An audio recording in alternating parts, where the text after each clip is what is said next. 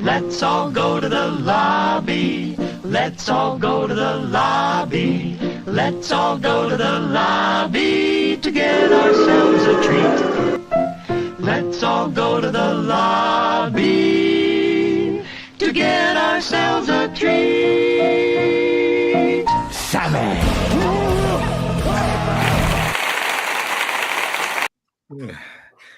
There's a new toy in town, and Josh is having the time of his life. But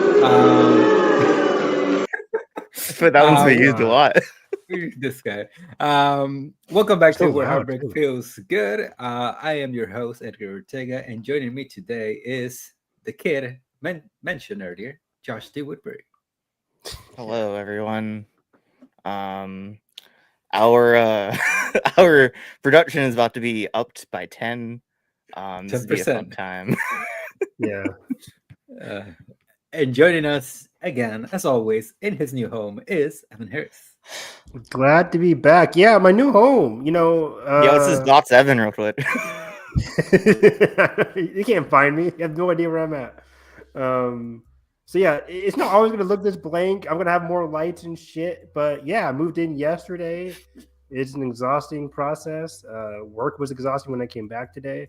But yeah, I'm excited. I was ready to talk about the box office, but now we're talking about movies in general, so I can relax and not be as doing a lot more research.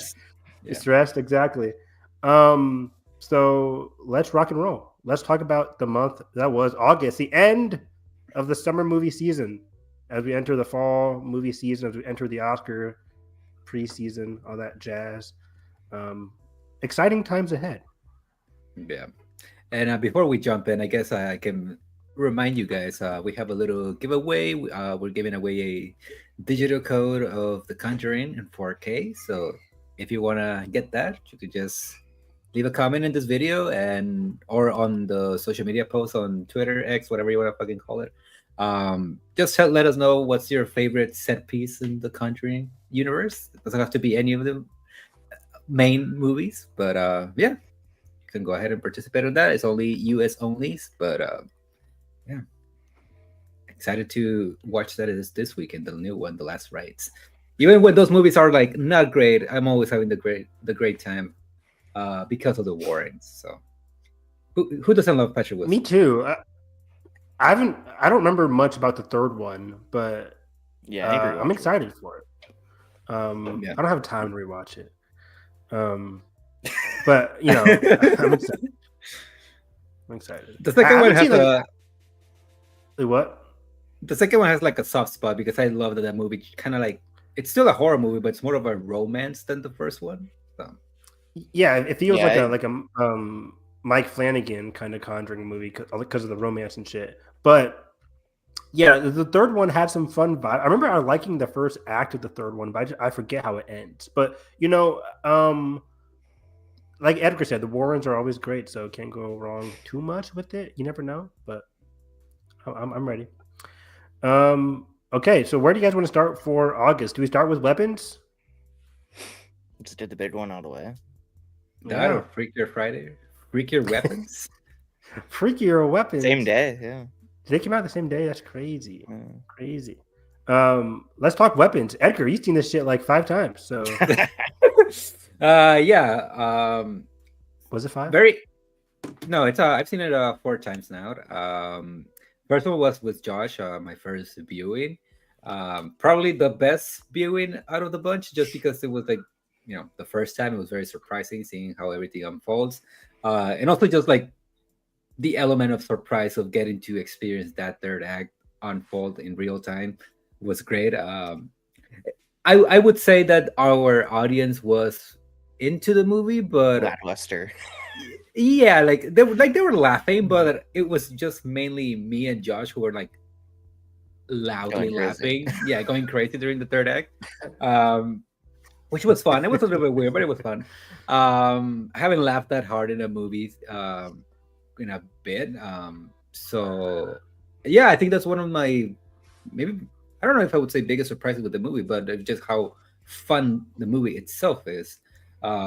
You see the marketing for the movie, and it's really does sell itself as this like hardcore like drama horror movie, and it's really not. Like it is in the first act with Josh Brolin and Julia Garner, but it really does evolve into something else once you switch to other perspectives. And I understand the complaints that I've seen people have with the movie. It does get a little bit messy. It is a messier movie than something like Barbarian, but I also think it's a more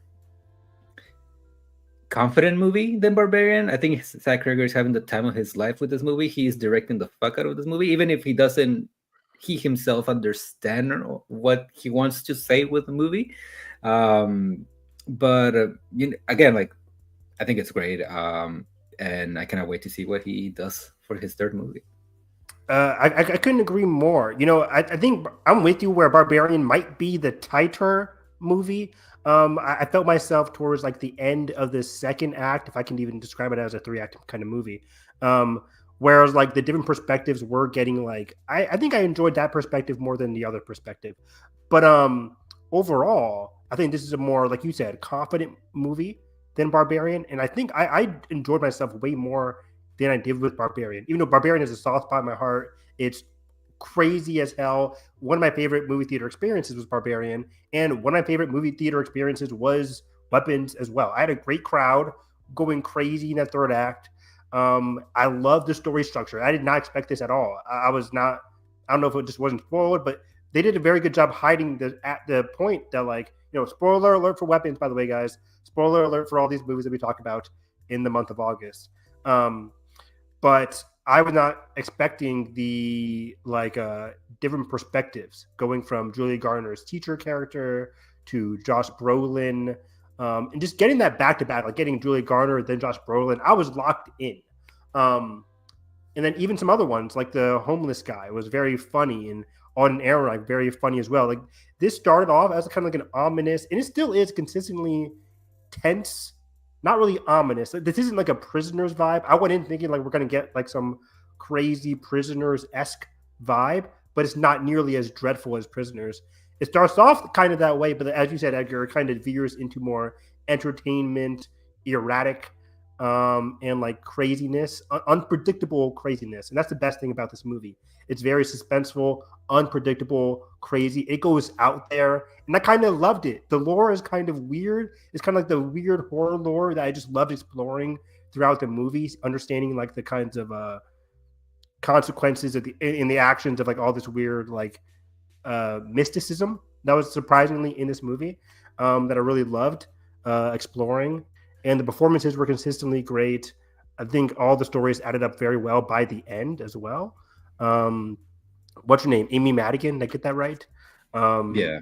She was fantastic. Or really, really, truly surprising. Probably the most surprising performance of the year. I didn't even know she was a character in this movie before I saw the movie. So it was just an amazing feature. One of my favorite movies of the year. I absolutely loved it. Yeah. I think part of the fun also, for better or worse, is that as you're watching the movie, you can also tell that he himself was figuring out how to end it, like where the story was gonna go.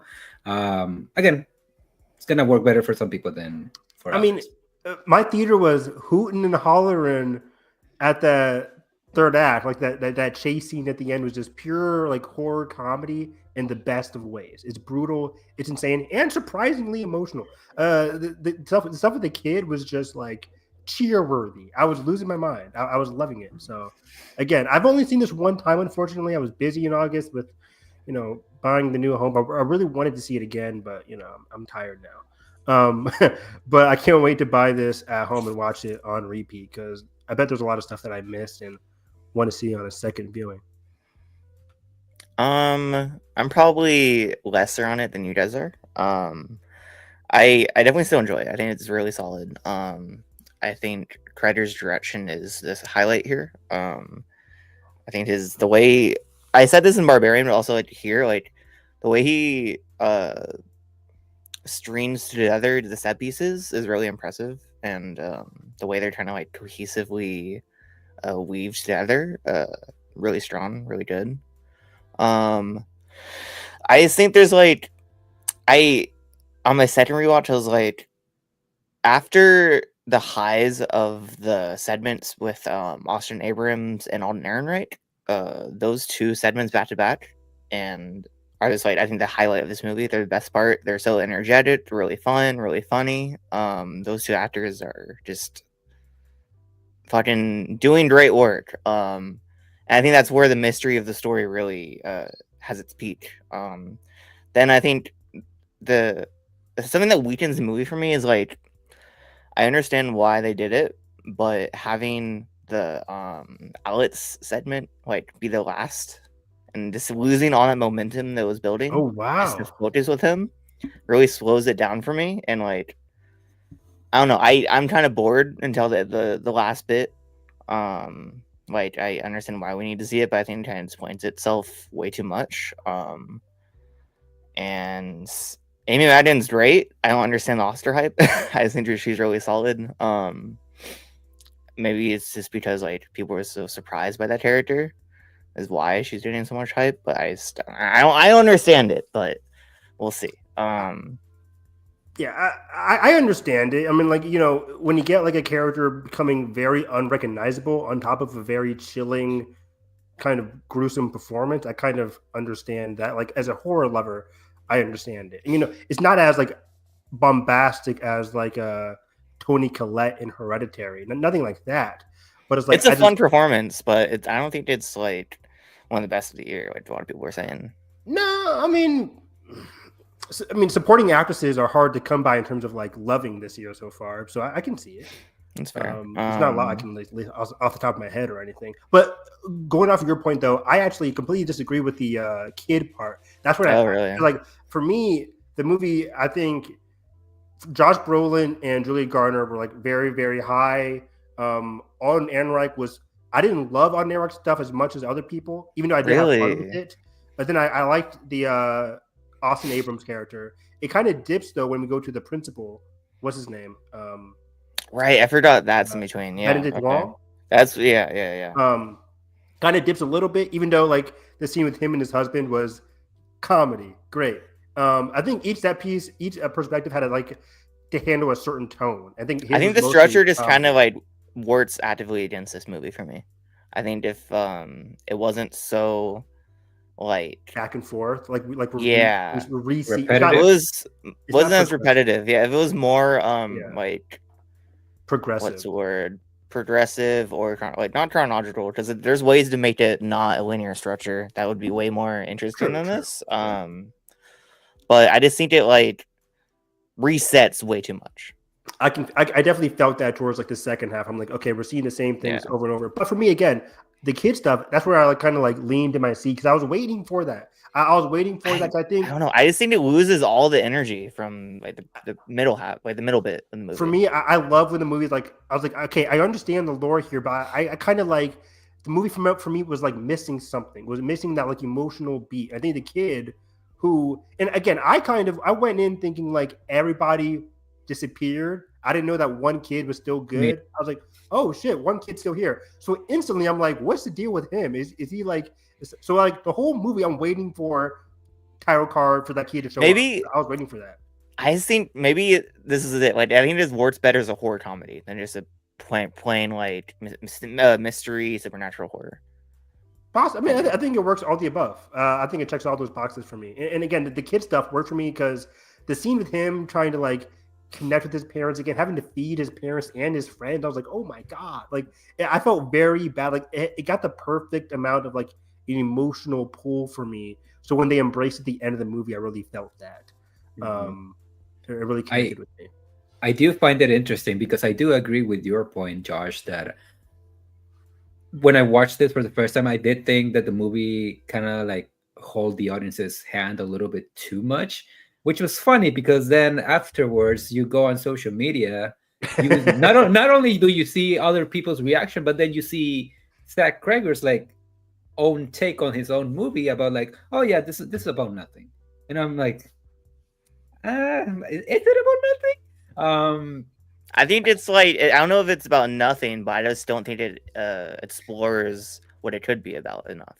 Yeah, like if anything, I thought that what the movie is about was like, again, like you said, like was a very like too obvious. Like I think at the end of the day, it's about Like how It's just straight to the point. There's nothing there's not as much depth there as I was hoping for. yeah, it's about like older, at least for me, it's about like older generations just like latching themselves into like other people, like people like our parents, and then when that isn't enough, they latch into other people like our generation or even younger. And I think it's very fascinating that the movie doesn't it isn't about like Aunt Gladys coming in and just like straight up like targeting the kids. No, it actually targets the parents first, and when that isn't enough, she goes and targets the children. And that's very timely for yeah. And given what we're living with our current political figures, I mean, I think it was pretty fucking obvious and of what the movie was going on. But then you see Craig was like, yeah, none of this.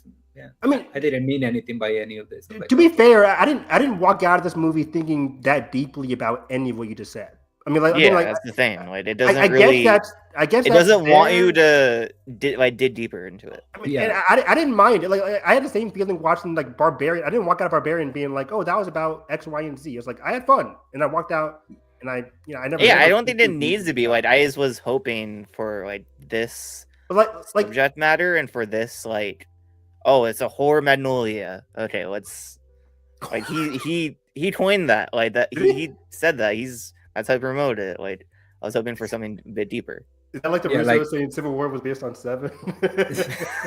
I mean, that comparison makes a little bit more sense. It's just a stretcher. But it's not even like it doesn't even make sense. I mean, yeah. Like I don't want to take this as this far, but like I compare this a little bit to like Malignant. It's not as like cheesy and ridiculous as Malignant. It's very. I think me and Eder talked about this. Like, is everyone like this because it's very similar to Hereditary? Is it? As far as that movie is Hereditary about trying to be something, like trying to talk about bullshit. Like I mean, I think like the supernatural aspects are very similar. I think it's very similar. The whole thing about like an older member of the family coming in and like kind of like fucking everybody else over with the supernatural shit. That's fair. Yeah. I do think it's also a little bit weird that some people were upset that this movie wasn't enough about like school shootings. I'm like, oh, okay. Whoa, it's not really trying to be. Yeah, wow, that's crazy. I didn't know that. I didn't even touch on it like in one scene. Sure, you can make that criticism, that's but like crazy. It was never even about that. People just need to go watch a movie. Jesus Christ, that's the. Like I get the allegory is there, but like it's very clear not about that. Like, is this the Turning Red Neck 11 thing all over again? I feel like they're in the same ballpark. You guys are trying to attach. You're trying. Yeah, exactly. It's like just watch a movie about kids disappearing in the middle of the night and have fun. Eat a popcorn. And like people getting upset, like, oh, why is it even called Weapons? It's like Josh Brolin straight up like tells you why it's called Weapons. What are we doing here? I remember watching the movie being like, roll credits. He said the title of the movie. Anyways, Josh Brolin, I just love the guy. He's always good. He was great in this. I love Pedro Pascal, but I don't think he would have fit. I can't imagine that. What the hell? I can't imagine that at all. Yeah. But I always say that like after the fact. Like if I watched it having not known that, maybe I could. I love Julia Garner, but like Renate Reinsve would have been incredible as that character. So she was gonna be that was the original cast. I feel like she fits this type of character better. Julia Garner does fit it, yeah. Yeah, like because there's a lot of moments in this movie where I was like, I feel like I'm watching an episode of Ozark. The way that she talks and like yells and stuff like that. It felt like a typical American teenager. I know, isn't Renate from Sweden or something? I don't know where Norway, she's from. yeah. I haven't heard her with her like a straight American accent, so I don't know. Did you watch Different Man? No. Okay. But you watched what's that show with Jake Gyllenhaal? Pursue Innocent. She's in that. She was in that. Okay. Yes.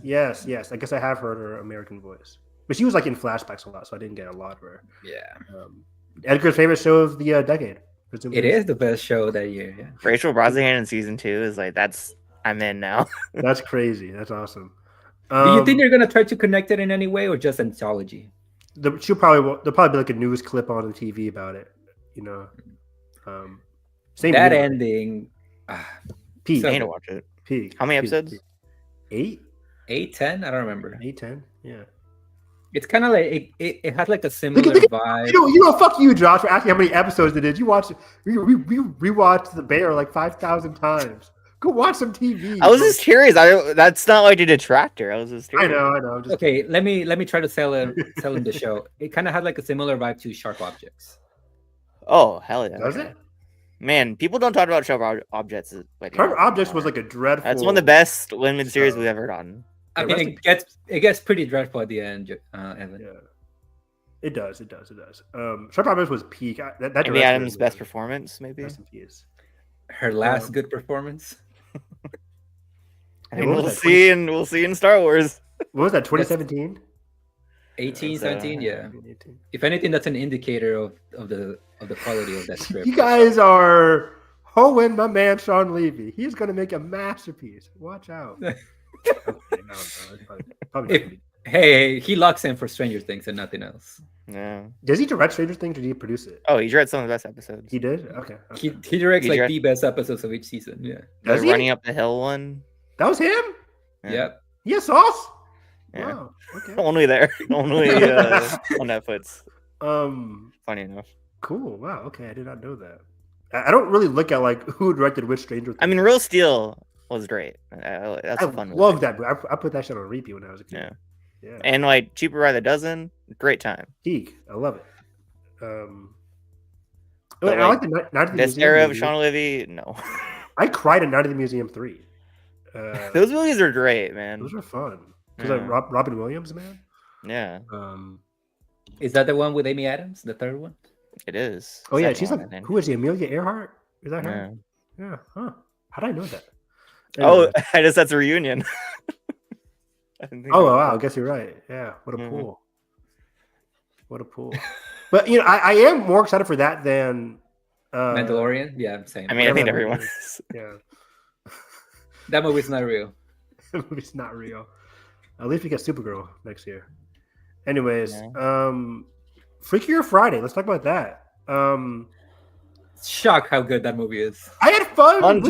Real fun time. That was fun. You guys weren't kidding. I think I talked to you guys before I saw the movie.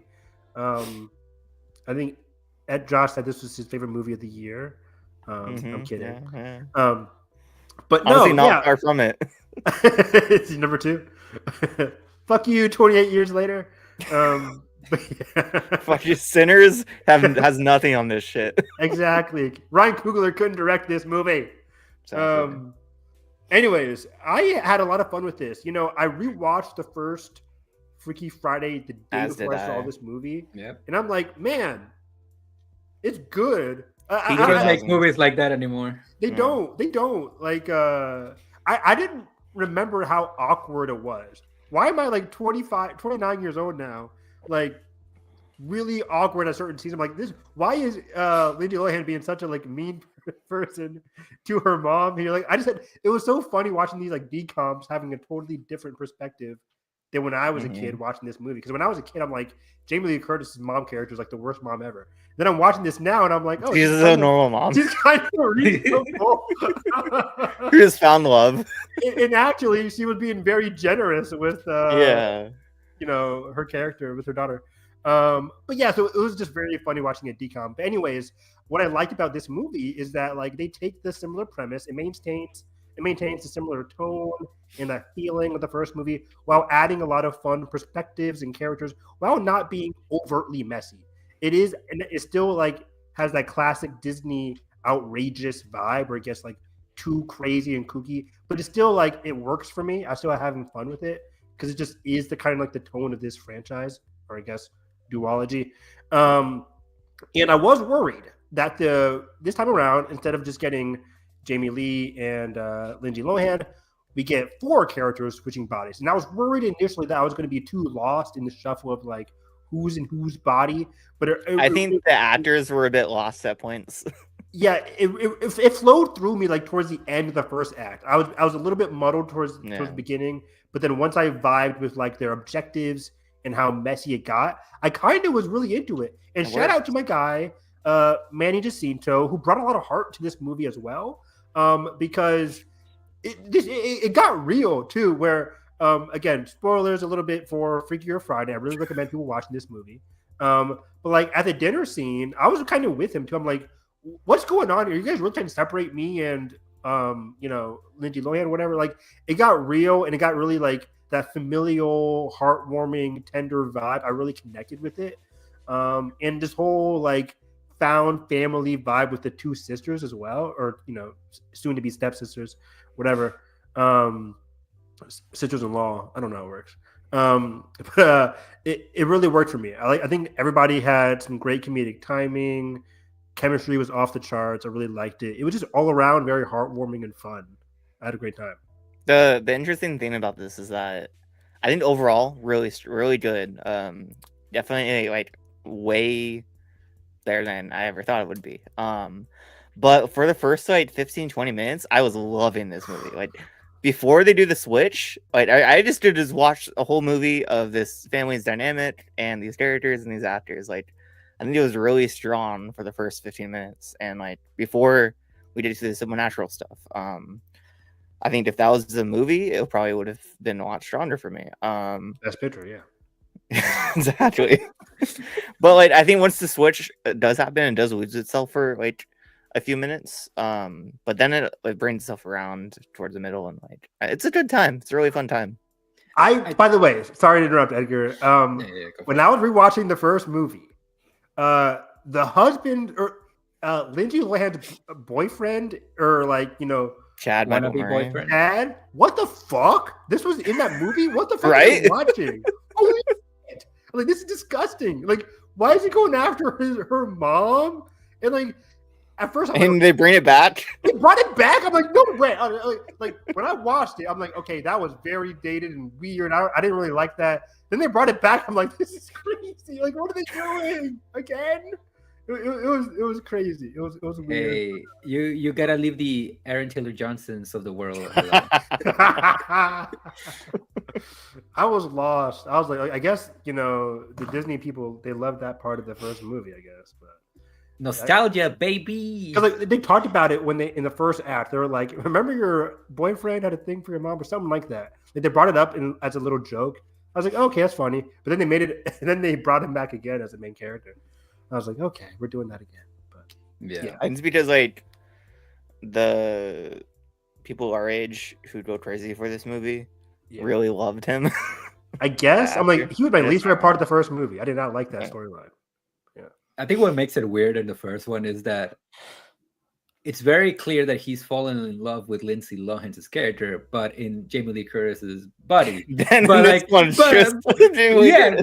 in this movie, it's just like, oh no, it's just Jamie. That's Lee. what I'm saying. Exactly. I was like, what vibe am I supposed to be getting from this? Like, it was weird. And also, like the first movie at the end establishes, like, oh shit, like no, I actually do care for Lindsay Lohan, but the second is like, oh no, whatever. That's exactly pure comedy value. Yeah, exactly, guys. But speaking of the first movie, I think one of the things that struck me about it, because I rewatched it again for this, man, we really don't have anybody like a Lindsay Lohan right now for like kids of like our age, like back then, like. Zendaya? Mean Girls, I mean, Zendaya is not like making like straight up like comedies like Lady Gaga was. Yeah. I see what you're saying because I mean, like it or not, McKenna Grace, Ghostbusters kind of counts. They need to use McKenna Grace better. She's a fantastic actress, but she's getting put into like she's strayed from the Mike Flanagan days, right? Like what was that? Was she in Long Legs? Was that her or was that somebody else? That was yes. No, that was Karen and Shipka. She's also very good. But like, McKenna Grace is like really good in the Ghostbusters movies. The movies aren't. Really she was good. incredible in the Hill House, man. She's good in Annabelle.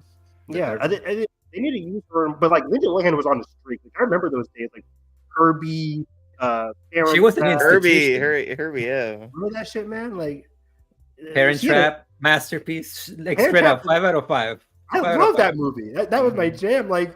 She, from the 1997. I think the problem is that we don't have DComs anymore, and that's a real issue. A lot of my kids last year, my 6th graders, they loved like some of the Disney Channel Zombies. like zombie shit movies. I'm like, man, this is not it. Like this is you don't have it like we did. Like they took DComs seriously back in the day, man. They took it seriously. Halloween was a real ass movie. What, Edgar? They were like straight up like even like when digital came, they were still like shooting on film and stuff. Like They Oh, yeah. were. They were. I was like, this is some real shit. Halloween Town has some of the best like practical effects Yes. of that era. Yes. It's I need to rewatch fucking Halloween. That franchise is It's the time to do it. Oh my god, that was my shit. I used to love they're that. right. Anyway, so No. Now. you said they're all right, Edgar? They're right. Oh The- my god.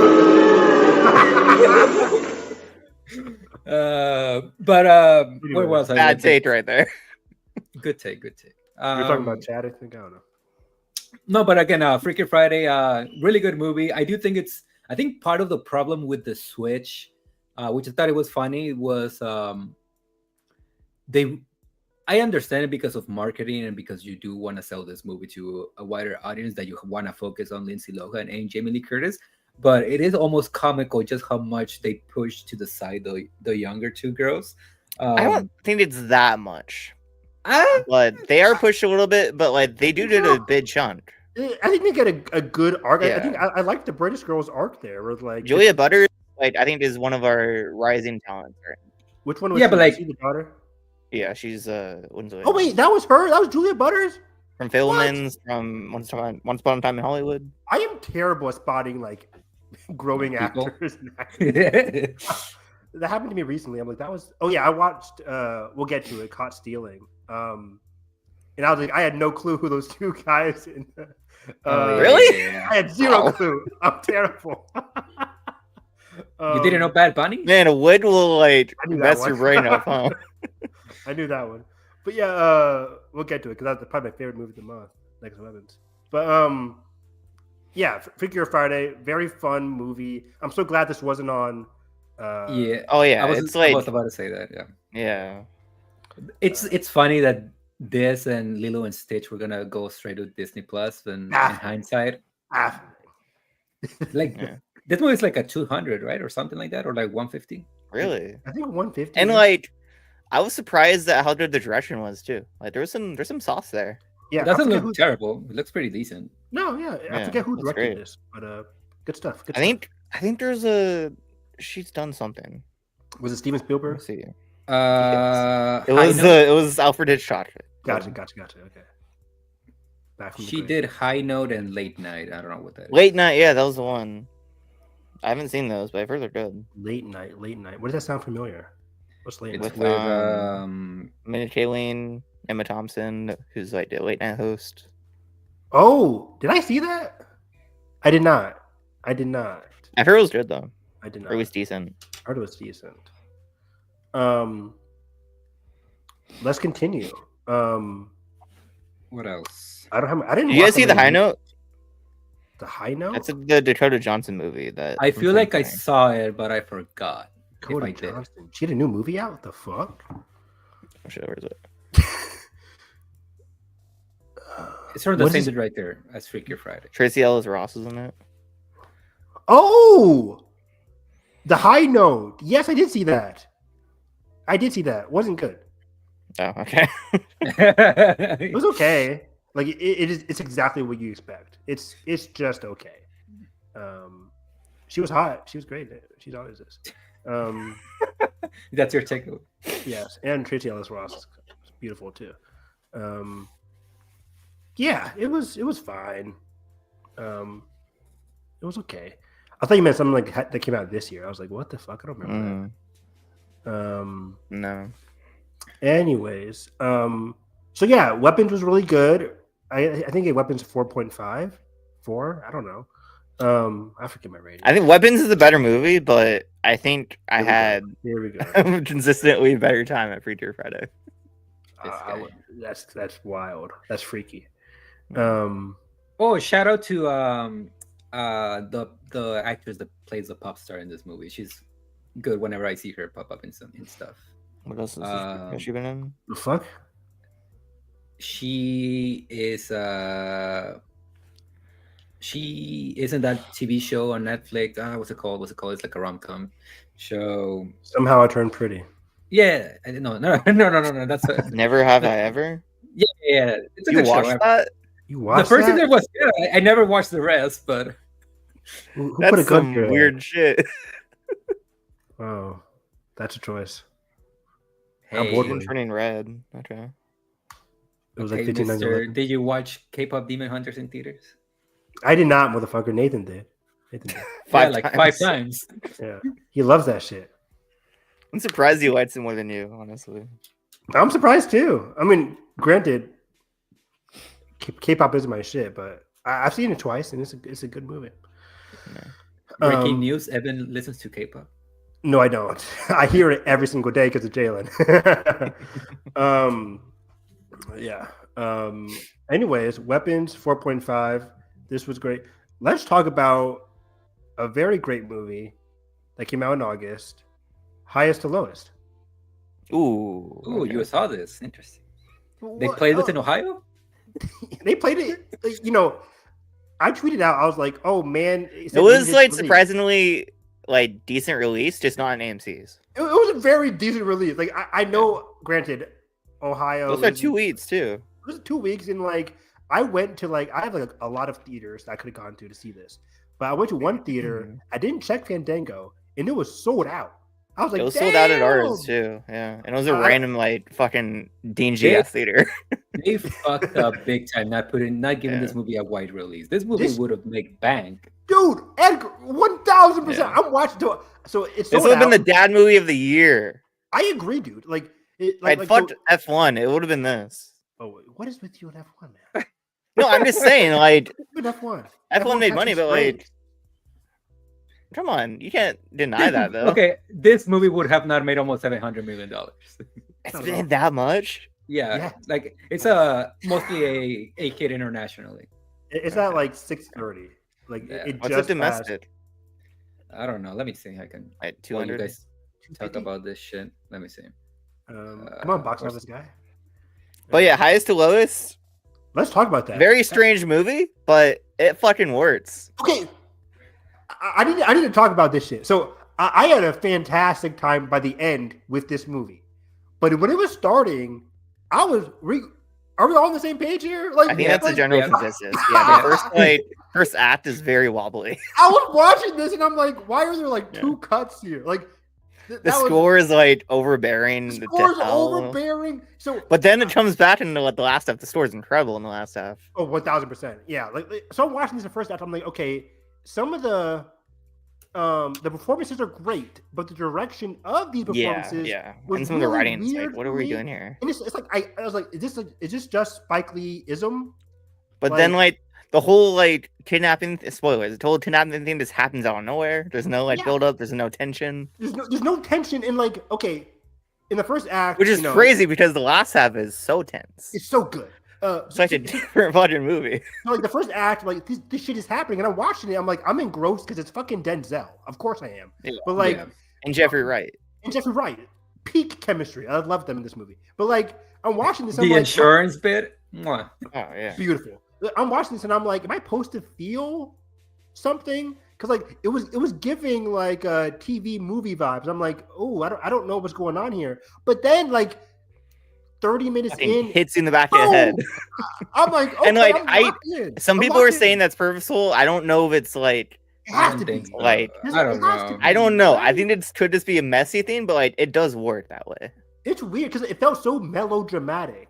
It feels like it almost feels like it's something that Spike knew was gonna happen regardless. So we were like, okay, I'll just embrace this and then I'll just lock in for which I think is very interesting. Okay.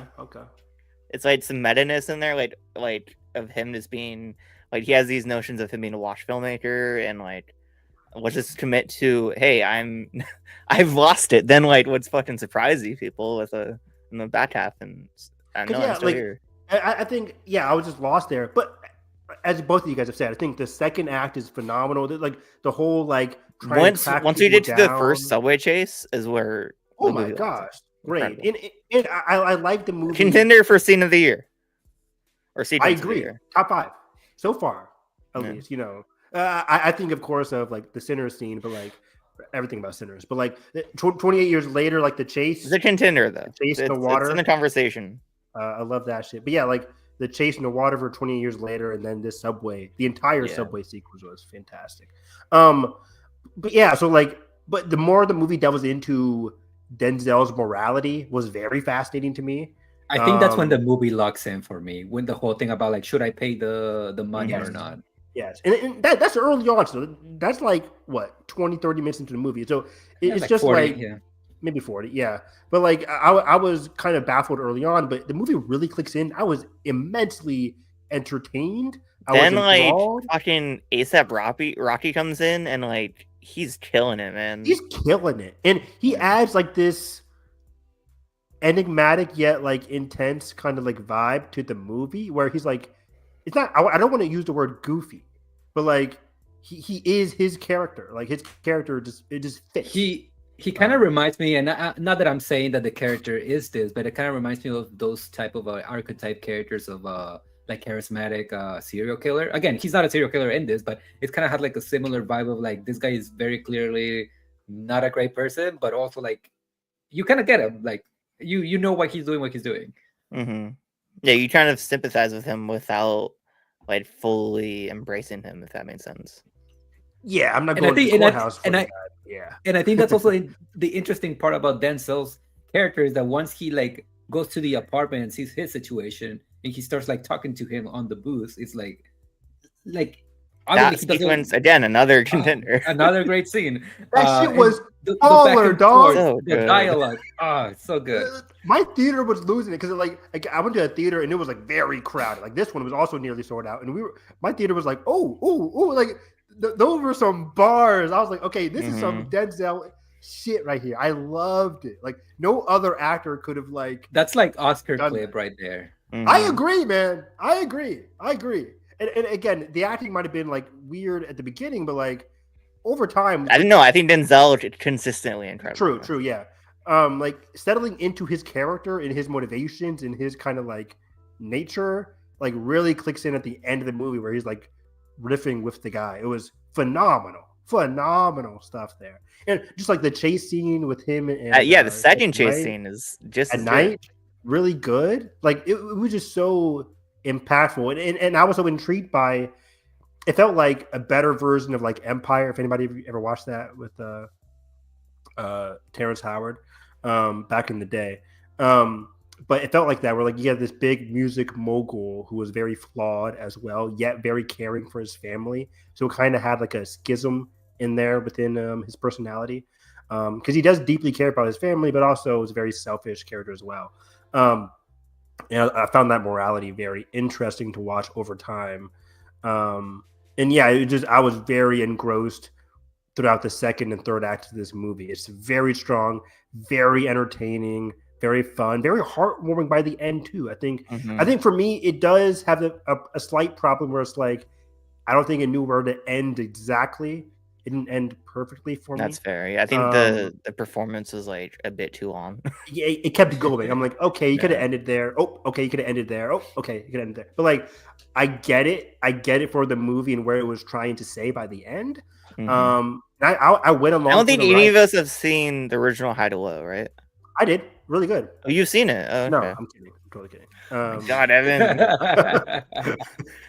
So But like, we can't really comment on how I it want to. like plays with the first one, but But you can tell We'll this get to has that like actually. Spike Lee DNA through and oh, through. totally. In Yeah. terms of like the cultural vibes, I love the whole like again the whole subway chasing, the whole like The Puerto Rico, like, yeah, incredible. fantastic. Like it just felt like Spike Lee to me. Anthony Ramos jump scare. Yeah, that was wild. Was he just there and then he's like, okay, we're just gonna continue filming? He just Yeah. happens to be there on set. But like, all the people were complaining about the score. Like, yeah, in the first half, it's definitely like is Weird. like in places where it should not be. Yes. But when it locks in, when we did When it this locks banner, I was in it. Yeah. fucking smacks, dude. It was good. So good. It's funny how besides the And the song, like performances- ASAP Rocky's song, is really good too. Yeah, it's funny how all of the departments in this movie, like, they all lock in at a certain point. Like the score, the directing, the editing, the writing, everything. I agree. Which makes the first act so baffling. It's one of the to me. strangest movies of the year, but it's also, I it's- think, one of the best. It's strange, but I think this goes to like one of my core tenets, where it's like, if you close a movie well, then you might, not all is forgiven, but like for me, And it if you do always- something interesting along the way, then I'm gonna love it. yes, like it's way better for me personally to like have a flaw early on than at the very end. Just for me personally. Like me and Edgar are known for loving messy movies, so this is very much our shit. Oh no, this is a litmus motherfucking. It is. It is, honestly, yeah. Do people hate this though? Oh yeah, They do. Okay. I haven't from seen Jan. much, but maybe not these days, but like when it premiered at Cannes, there was a lot of hate. I can see that the can crowd is not going to vibe with this shit. But us, yeah, Yeah, this we is do. good. This is good. This is good shit. If this movie was not handled by Apple, Denzel would be in the supporting or in the lead actor race for sure. You don't think so? 70%. for me personally, I would hell yeah, but like I don't know if the pundits would be on board for it. Even like if this was like WB or Paramount, I don't know. But yeah, I mean, I'm saying if it was marketed better and seen by more people, I think it should have been in there. You're right. You're right because it is Denzel. Yeah. Everybody loves Denzel, and like you said, Josh. Denzel did it for like most fucking random shit. Yeah, like, what was that? St. Roman Louis J. Esquire? Israel Esquire. Yeah, that was bullshit. Nobody a wants. Spike Lee movie. That the problem here is just they fumbled the marketing so much. He's better here than he was in Gladiator 2, right? Oh, easily. Right? Okay. This is probably his best in years. Since Or no, Tragedy of mid-best. Macbeth, Mid-best, yeah. I didn't see that. I gotta see that. it's peak. Remember that Jared Leto HBO Max movie that with Denzel? Wait, what? It was like it had like it was Jared that Leto in wasn't it Jared Leto and Denzel? Like, I know which movie you're talking about, but Little I didn't- Things? Little Things. Yeah. Is Denzel in that? Yes, he is, right? Am I going crazy? There was a Little black guy Things. in there. No, it's Rami Malek and Denzel and Jared Leto. Yeah. The Denzel Yeah. is in it. Okay. Yeah. Like it's the little things, Jimmy. It was bad. It was very Never bad. saw it. It was one of those first like big HBO Max releases. Jared Yeah, Leto so dropped good. the sad nom for it though. That's crazy. That's crazy. They love that kid. They did. They Unfortunately. did. Yeah. I mean, they still love him. They're giving him fucking franchises. So We gave him one franchise. They gave him Tron, which was in production for like 5 years. and they try to give him Joker, I guess.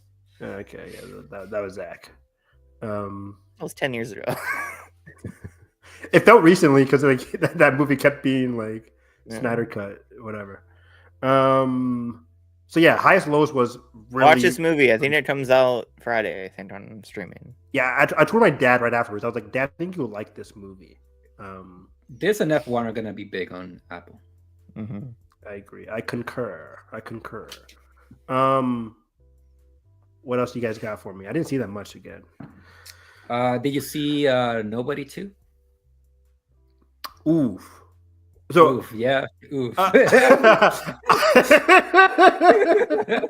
I saw Nobody 2 and it was a very tiring day for me. I don't know why I was so tired seeing that movie. I forget what I was doing. I think I had to go see my realtor like early in the morning, and then I stayed up and then I watched the movie. So I was very in and out, to be honest. But I did see it. You know, it's the same-ish, but maybe a little bit lower. I think for me, the movie just feels a bit too. It got too cartoony? crazier. It got too cartoony than the first one. The first one had which is weird because the director is known for doing the opposite. The director is like known for doing like grimy. He did When the Night Comes for Us, I think that was him. A very popular South Korean action movie. So yeah, I like his other work better than this one. I guess because he just hopped into the franchise. He had to get into the tone of this franchise. It's weird. I wanted the wife to do more, and then when I got this movie, she kind of does more, but also is still pretty sidelined.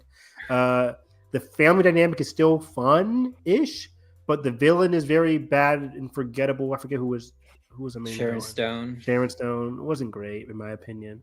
Here's the thing. Yeah. I'm not gonna pretend like the first movie is some kind of masterpiece because No, it's not. But it's memorable. even though it's not complex, there is a sense of sincerity in the way that it's trying to portray this character who very much lost it. Like he feels trapped, even though he loves his family. He feels trapped being the everyday guy. He kind of like yearns to go back to being his wild self from the past, which is one of the reasons why that initial fight sequence in the bus works so well. Yes. And it's shot really well. There's nothing in the second movie that is as good as that. But then you go to the second movie, and again, the first one wasn't anything complex, but all of that like character and personality that he's kind of like struggling with in the first movie is just gone, and there's nothing for me to latch into like emotionally with him. It's all No. just like straight up like popcorn, summer movie, which it's fine if you want to do it, but Yeah. I just Like- felt I found myself not caring about anything that was happening. Again, it's an enjoyable Saturday. You have a fun time. It'll put a smile on your face. It's a blast at times. There's some parts of the movie where I'm like, oh hell no, and like I get engaged that way. Like, oh, these people are crazy. I want to see them get beat up. That kind of thing. So it's enjoyable. I don't want to say I was completely bored, but I think Edgar's right where it's like it gets too chaotic, too goofy. It loses that sincerity. The family dynamic remains solid. It's solid enough, but it is not super, super engaging. I liked it less the more like I came out of it like, oh, that was fun, but I liked it less the more I thought about it after the fact. And also, it doesn't help that it looks like fucking shit, which is funny because I think the first movie, again, it's not like it looks like amazing or anything, but it has like a certain look. Like it's not shot like on film, but it has like that anamorphic look to it, and it looks expensive for its relatively low budget. In this movie, even though I'm pretty sure it has a higher budget, it looks like a Netflix streaming movie. Kind of. I don't. Some parts of this movie had probably, I think, arguably better direction than the first. In certain sequences, I could see more style. Like I could definitely tell this is a different director, but I could argue against certain sequences having a bit more style than the first. Who did the first one? This Some like nothing guy. I don't know how you pronounce him. Ilya Nashuler? I don't know. Cool. He did that POV movie.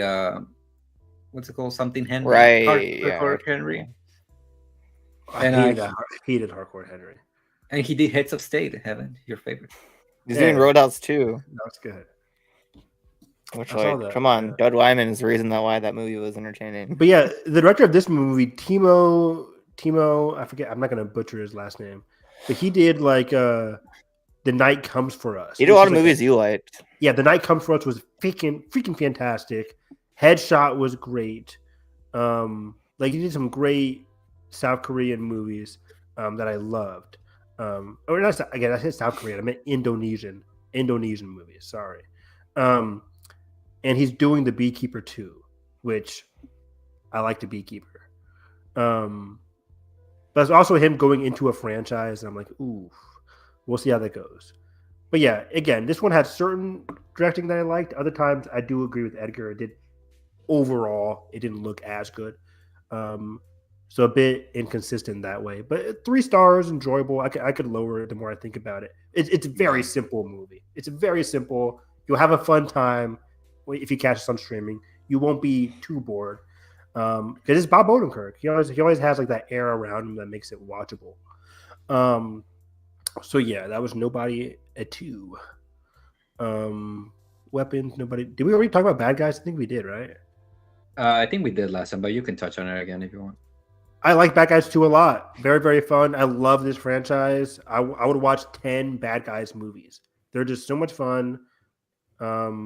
Yeah, I did talk about this because you guys made fun of me. I like the romance between Wolf and Fox. That was really good. And yeah, hey, it's good. Shut the fuck up. I didn't see shit. So yeah, Nobody 2, Freakier Friday, Highest and Lowest Weapon. We already talked about that. Yeah, it might be it for me. I did. Oh, we could jump to the end of the month with Caught Stealing. That was it for me. But I saw that 2 days ago. You didn't. I say you were busy. You didn't really watch much. Yeah. This month, did you? No. Yeah. Let's see. Before we jump into that, do you want to do a little PTA recap, Josh? I was thinking about that. Yeah, All right. You want to start with Magnolia? sure. Very interesting movie. We It's saw one of it those- right after Weapons. Yeah, before Weapons. Was it before? Same Weapons or day? after? I think it was No, after, it was after. yeah. After. Yeah. Same day, Yeah. yes. I'd have been asleep. This is one of those movies where I don't know if Evan would hate it or love it. You guys Yeah, always but say it- this. but it Dude, is Tom stop doing Cruise. this. Just talk about the fucking movie, you assholes. I don't know whether Evan would love it or hate it. Like, It's always you're always on our minds, Evan. It's a compliment. Letterboxd What review? what movie recently did we think we were like shocked that Evan liked? Oh, what was it? Eddington. Yeah, it was Eddington. Oh, Eddington. Yeah. I like Eddington, yeah. That's your favorite Ray Aster movie. Probably. Yeah. I mean, it's probably mine, honestly. I'd probably go with Eddington, then what was the one with Hereditary, Florence- right? No, Florence Pugh, Midsommar. Midsummer, yeah. Midsommar, and then Hereditary. No decapitations. No, but was afraid. Yeah, Hasn't seen it. skip that one.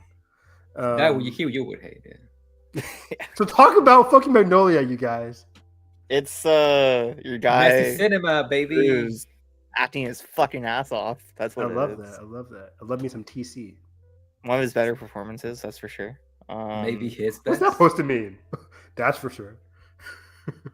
I'm just saying that's for sure. That's my opinion. He's always Top great. five. Top five. Okay. Yeah. Again, like Josh mentioned earlier, there's an example of messy cinema that we love. How so? But Tone. I wouldn't say tone. Ambitiousness. Yeah, again, like going back to Weapons, even though It I might think be a it's, like, little a tad too ambitious for its own good, but I Yeah. could see what it was trying to do. Okay. It jumps way. And I too still really much. love it. Yeah, it jumps way too much between perspectives. Like if you think, But like unlike something like Weapons, I think the structure is very important for this. yeah, Okay, interesting. it is kind of like a little bit like Pulp Fiction-y. I Yeah, it's love another that. like, bunch of different perspectives convening into a single Yeah, event. but it's not repetitive. Like everybody's going through different shit. in Yeah. this. Okay. I think what really connected with me with this movie is just like this whole like idea of just how fucking messy we are and just how much It's a very sad movie when you like- think about it. just how much pain we cause to each other even when we Yeah. don't mean to. A movie about just feeling completely utterly alone. The kid, there's a one of the storylines, it's from the perspective of a kid, and I thought that was just fucking heartbreaking, but also So Going- Haley Joel Osment, voice of Mhm. Sora.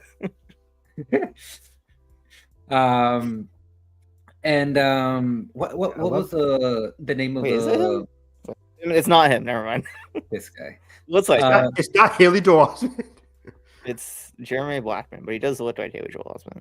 Oh wow! How dare you? Melora Walters. That's one of the storylines that was like a big highlight for Oh me. yeah, totally. She kind of plays like this like drug addict and her trying to figure out her shit, trying to connect with another person after being John C. Riley. who is basically the Alden Ehrenreich of this. Again, Weapons. But again, like Josh said, it's just like a very sad movie, but also it's so fucking funny. And I think that's one of the things that I've been falling in love a lot with PTA's work is the balance of tones and Mhm. just how much he loves to play with really fucked up arcs and storylines, but spin them in a way where you can still laugh about them. That's very true also with something like There Will Be Blood and other movies. Most of these movies, to be honest, they're all very surprisingly funny. But man, this movie is Magnolia is just like very quintessential Americana, like of like what it is to be a human living in this country. Even though it's 99, it's still timeless to where we are today. yeah, it feels like an American epic, which is weird to say because you watch it, it doesn't give that vibe, but it definitely is It doesn't thematically. feel like, or doesn't give off like this sprawling sense of Americana, but it's an LA movie. It also feels very LA. But it's like the way we perceive each other and ourselves and our relationships to each other. It's really fascinating. It's, I think, a really impressive blend of like maximalist filmmaking with like a grounded sense of reality. And there's this weird, I won't spoil it because I did not know this was coming, but there's this event that like ties the whole thing together that comes out of nowhere and it doesn't really explain itself. And I think it's fucking incredible. Holy shit. How long is the movie, by the way? This 3 hours? 3 hours. Almost This is 3 a 3 hour hours. one, yeah. Yeah. Okay. 3 Philip hours Seymour and 10 Hoffman. minutes. Philip Seymour Hoffman in this movie, Julianne Moore, great, fantastic. What was the cast first name you great. said, Andrew? Philip Seymour Hoffman. Philip Seymour Hoffman. Okay, I missed that guy, man. What a And like I said this in my review on Letterboxd, but like I kind of like come to realize that PTA and Steven Spielberg, I think they're very like two sides of the same coin. Continue. Like they're both American.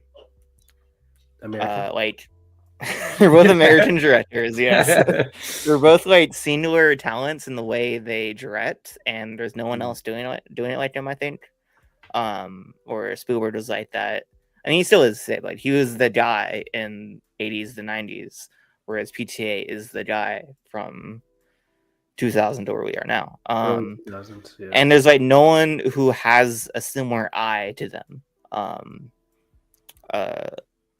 But whereas like Spielberg is so polished and the way whimsical.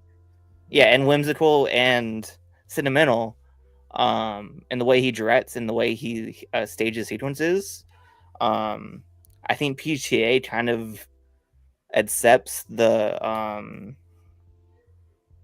like the imperfections of filmmaking and the way he like uses takes that normal like some directors would call like would pass as mistakes. He uses those in the final cut, and it kind of like brings a sense of like rawness that I don't see as much in like modern work or from other filmmakers. And the way he like gets a certain emotion out of his actors that I think is also one of a kind. But yeah, it's just like I've really come to love and appreciate how he directs while watching through his movies. Yeah. All-time great crying scene with Tom Cruise in this movie. Oh shit. Oh, this one where he's on like somebody's like deathbed or something. Yeah. Something like that. I remember. I think I saw that before. He has a great line reading, like the way that he's introduced in the movie. Fucking gold. Like I would still recommend watching it just on your own. But if there's a way that you can see this with a crowd, watch it with a crowd. Not happening. Cincinnati. I would love to. Then you watched Punch Drunk Love, right, Edgar? After this, I watched Boogie Nights, which right, yeah, I really, really, really like. But it's one of those movies for me where definitely a vibes movie. Yeah, and I love those kind of movies. But unlike something like Magnolia or some of his other work, I just found myself not really connecting with the characters emotionally, even though I did care for them.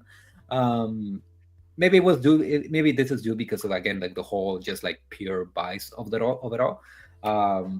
But man, the fact that the fucking 20-something-year-old directed this—that's the thing that's so impressive. Like it's his second movie. It was 20. Our age. He was our age. He was like 25, 26, something like that. Yeah. That's always crazy to think about. Like, I think about that with Damien Chazelle too. That's insane. Which is funny because this movie is very Babylon, like very clearly. Right. Damien definitely borrowed from this for Babylon. Not even like borrowed. There's some entire sequences and subplots in this movie. I was like, oh shit, he just like straight up like ripped it from this. But yeah, like Mark Wahlberg, maybe his best. I mean, I don't know if there's anything else you can really compare it to. Yeah. Mark Wahlberg's in this? He's the guy. Oh, he's wow. Dirk Diggler. Boogie? Yeah. He's Oh, What Boogie was it? Knight, yes. he's Boogie Boogie D Knight. The title of Boogie Nights. Nice. Burt Reynolds in this movie, great, I amazing. love- Another top tier Philip Seymour Hoffman performance. Is Burt Reynolds still with us? Is he gone? I think he's John. Yeah. Yeah. There's one of my favorite. It has already become one of my favorite Warners. With not gonna spoil it, but there's something that I don't William spoil it. H Macy's character does halfway yeah. through that it's so fucking great. It changes like, Again, the tone of the movie. another Babylon inspiration. Yep. I think the opening oneer is also really impressive. Yeah, and similar to Babylon, there is a character in this movie where I wish I would have seen more of, and that is Don Cheadle's character. He kind of like is introduced, and you're like endeared to him, but he just like disappears for like the middle section and then comes back at the end. I wish we could have more of him. And he has the donut shop scene, which is donut- crazy. Amazing scene. Mm. Maybe again another reason why maybe I didn't connect with the characters as much is because there's like way too many of them. And Julianne sometimes- Moore, also Yeah. great here. Yeah, sometimes it feels like it has too much on its plate. Which I mean, it worked for ultimately. Like I really like this movie, but You could tell it was like, as impressive as it is, you could tell it was made by a 20 something. yeah, drugs are cool, sex is cool. Yeah. Yeah. And then after this, what did I watch? Punch Drunk Love, right? Yeah, I think that's the one that I watched. That and The Master. So who's punching this movie? Man, I didn't think this movie was like the title of the movie was gonna be quite literal with Adam Sandler's character, but it really is. Just Punches he did Stranger Loves. yeah, really reminds me of Scorsese's After Hours. Just this like super dreadful kind of like it doesn't happen in a day, but it feels like one of those like in a day of somebody's life. Just this absolute kind of like a loser type character just trying to navigate life. This movie also looks unbelievable. Like the Yeah. visuals of this are crazy. Like looks better than most blockbusters, which is something It's that I better feel than like- most movies. yeah, which is something that we say a lot in this show, but it's true. Maybe it's between this and Uncut Gems for me for my Yeah, I was favorite trying to think about Sandler. what is his best. It's definitely between those two. Yeah, I mean, in terms of comedy, I mean, Happy Gilmore, he's really good in that. This might be his most interesting performance. Yeah, I think what's fascinates me about it is that PTA really understand how to utilize his over the top nature. I think the best example of that is there's a sequence where he's being chased by a couple of gang members in a truck, and the way that he's just like reacting to the whole situation is so silly, but he sells it really well. The main love story in this is really sweet, considering all the fucked up shit that happens around it. Another top tier Philip Seymour Hoffman performance. I would recommend. I don't know what I would recommend for you to watch for your. I mean, There Will Be you've seen- Blood, I think, is very up Evan's alley. Yeah, but I would maybe say start with this because it's a very short movie. It's like 90 minutes I do love or that. under 90 minutes. So yeah, like you really do get a sense of what his style. It's is. weird though. It's a weird movie. It is weird. I thought this was gonna be more like straightforward, but it's not. Yeah. So you're saying Adam Sandler is better in this than Grown Ups? I don't know. It's Kinda like that. challenging. That's a decision right there. I'm a Grown Ups defender, so I actually did like the first Grown Ups. that was my Yeah. childhood. They made two of this shit. Yeah. And then The Master, which, man, Amy Adams. His most used to be in interesting movies. movie so far. Haven't seen Inherent Vice yet, but the ones I've seen, this is his most challenging. I'll say that. I've seen so many clips from The Master, but I've never seen like the full Master movie. Joaquin Phoenix being the most weird ass fella. Very much feels like an audition for Joker, or like Yeah, it feels like totally. something that Todd Phillips watched. I'm like, yeah, I'm gonna cast this guy. Hmm. Same with Bo's Afraid. Yeah. It's like, yeah. Joaquin Phoenix, the ultimate weird guy. Yeah. Watching Phoenix, the ultimate weird guy. Same with Bo's Afraid. It's like, yeah. Joaquin Phoenix, the ultimate weird guy. Watching Phoenix, the ultimate weird guy. It's like, yeah. Watching Phoenix, the ultimate weird guy. And the Master. Edgar's like, no. No, I'm not No, trying what? to think. I'm trying to think who else would be up there for a weird little fella. Oh, okay. Bill I mean, Skarsgård. Paul Dano's up there. Oh, yeah. Dano's a weird guy. Yeah. Jake Gyllenhaal. There you go. I think that's my weird little fella. Oh, Jake Gyllenhaal. What was that one? He's a weird big fella though. He's not so little. No, he's not. What was that one Bong Joon-ho movie with Jake Gyllenhaal where he's super weird? It was Okja? Okja. Yeah. That was crazy. Yeah, he was crazy there. Anyways, yeah. I really want to see The Master though. I heard, like the acting looks phenomenal. See, I think the Master is the one that you won't vibe with as much. Really? Okay. Yeah. Never mind then. Fuck me then. I mean, you should still watch it. Like, watch everything. But I feel like this is like a more. I feel like The Master is a more dense version of something like the Banshees of Inisherin. It's very similar thematically. Oh yeah, that's a good call. I do like Banshees. About just like this movie about these two guys who just have like this very complicated relationship, but I feel like it's more complicated in this because they very much care about each other, but they just cannot like get on the same train. Yeah, I won't spoil it, but like, the way this movie unfolds and the way it reveals what it's about is really smart, really clever. Okay. Yeah, and it looks again incredible. This one also All 3 these hours. movies do, yeah. It's like 240. 240. Okay, I can handle that. Is it 240? Yeah, right. 220. 220. There you go. Okay, that's easy. It's like Force Awakens. And then for me, finally, I saw for the first time There Will Be Blood. Was there a lot of blood here? Not If as you much blood consider- as you would expect. If you consider oil to be blood Oh, There we okay. go. Oh, Yeah. themes, Hey. themes. Baby. Not gonna lie, I was falling asleep for like the first 10-20 minutes, but Oh, that's because I was shit. just tired. I was just tired. But it's also like it is kind of a silent film for the first 15 minutes. yeah. Okay. That's fair. But then Also like Force Awakens. Yeah, okay. fucking art house Star Wars over here. JJ. Anyway. When are we gonna get our art house Star Wars movie from the perspective of a pigeon? Next year. But Sean Levi. But no, there's a particular part in this movie where like I really locked in when there's like a settlement being constructed and you're like they're finally getting to dig into the the dirt and try to get oil from it. But man, Daniel Day-Lewis again. Even I don't know how the fuck you say 0%. Even at his worst, this guy is still like at his fucking top of his. And the Academy loves him. They adore him. They do love him. They do They love do him. love him. They do love him. But I think this is the best performance. I think this is one of the greatest performances in cinema. That's amazing. I can't believe I've never watched this because I've heard exactly that. It's just like he does it all. It's fucking hilarious what he does in this. It's heartbreaking what he does in this. Like full range of emotions on this man. It's fucking menacing at times. Yeah. I think something that I've really come to appreciate from his body of work is just how much he disappears into the role, and not just because of how he delivers dialogue and so on, but his physicality that he brings to every single one of them is so different and unique. The way he holds himself.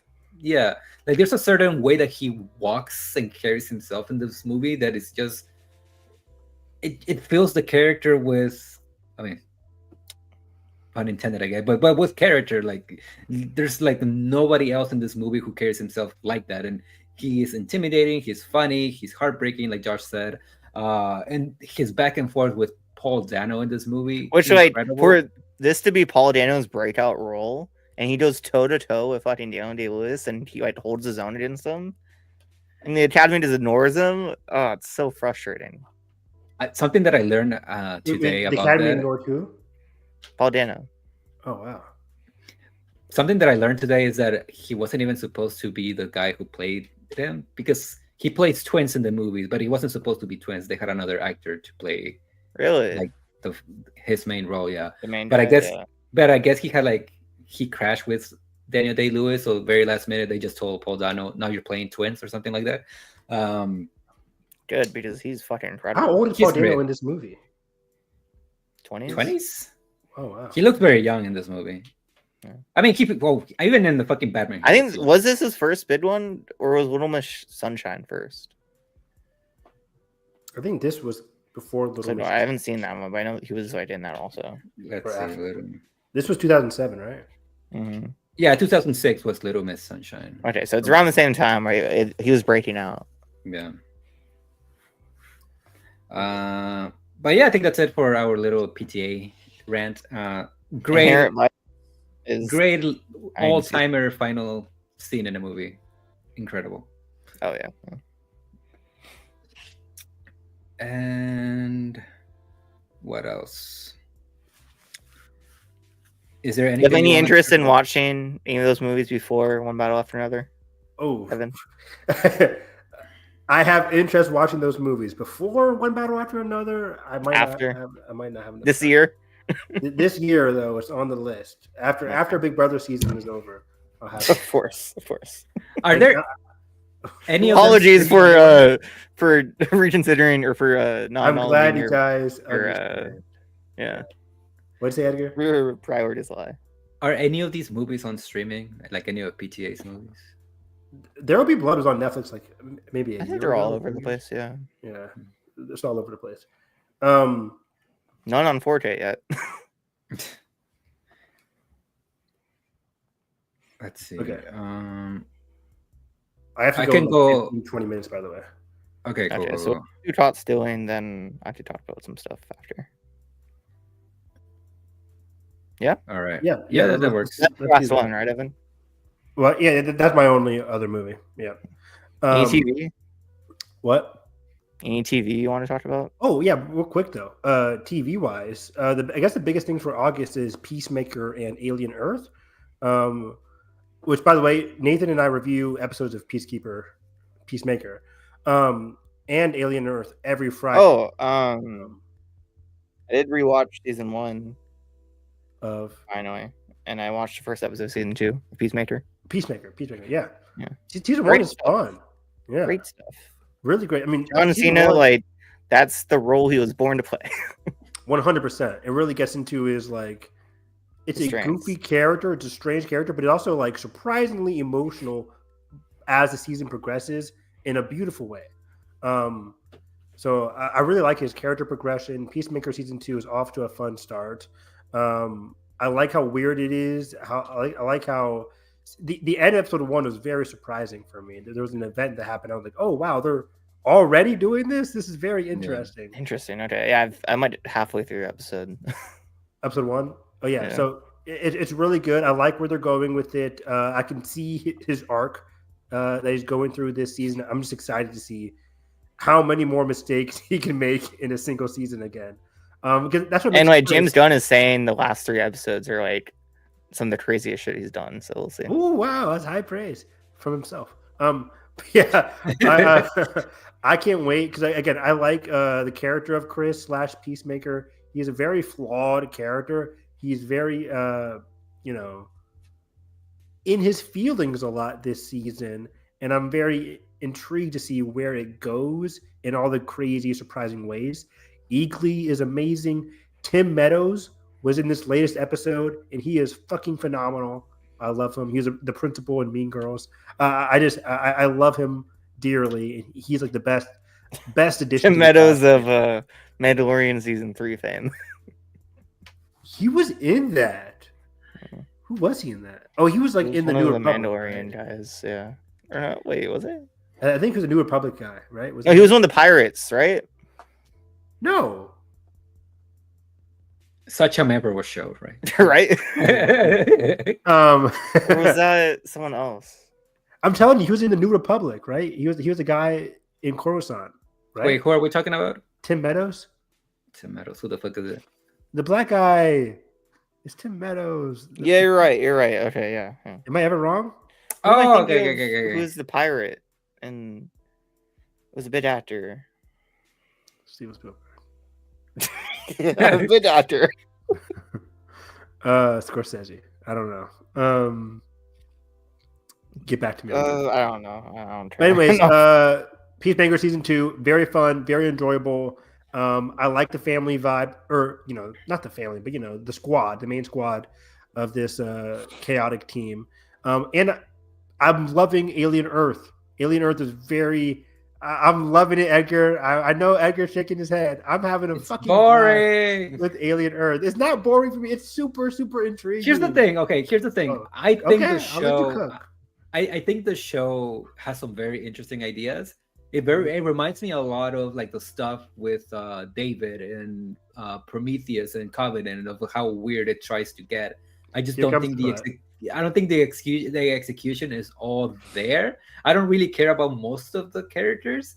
I think Timothy Elephant or whatever, however you pronounce his name, He plays Kirsch fan- in the show. fantastic performance. He's So fucking good. great. Weird little fucker at its peak. You're right. I just I can't even really fully explain what it is about the show that is just not clicking with me. Like again, like I think the ideas are very interesting. I wish I cared. I just don't for one Okay. reason or another. That's fair. That's fair. And, You're wrong. and but it's fair. I don't think it's a bad put together show. I think it looks incredible. Some of the alien stuff, like the Xenomorph stuff, does feel like very TV-ish. I can see that. I can see that. But other than that, like I like those stuff that they're doing with the creatures. Yeah. There's a particular scene in I think it was last week's episode with a With the sheep goat. with the Or goat. sheep? Yeah. That is very like Disturbing. off-putting. Yeah, it's Yeah. very off-putting. So again, like there's moments here and there in each episode where I'm like, okay, I'm locking in, but Yeah. I just never like fully like fall in love with the show. I feel that. You're wrong, but it's okay. I'm kidding. I'm kidding. I get people's complaints. It is a slow series. It's like watching 3 hours of like Prometheus or even worse, Covenant. Kidding, not kidding. But anyways, I actually really like Alien Earth. I think there's a ton of fascinating characters, and I'm curious to see where they're going. The whole Neverland Peter Pan-esque themes. The stuff Overt with the themes. kids, I think it's great. Like Oh. the adults playing kids. I'm loving it. Okay. What happened, Josh? You have your The guy I was thinking about from the Mandalorian was Charles Bartnet. Is that his name? Or no, Charles Purnell from Top Gun Maverick, Mission Okay. Impossible, the black guy. He was in Mandalorian. I think so, yeah. He was Never like will show again. he commanded one of the ships in one of the Mandalorian episodes or the Mandalore episodes. I don't know. Okay, I'll take your word for it, fam. Maybe he's in Mando Grogu next year. But yeah, I like Boy Cavalier a lot. A very selfish, young character, intelligent though. Okay, yeah. Okay, you got me there. Thank you, Google Images.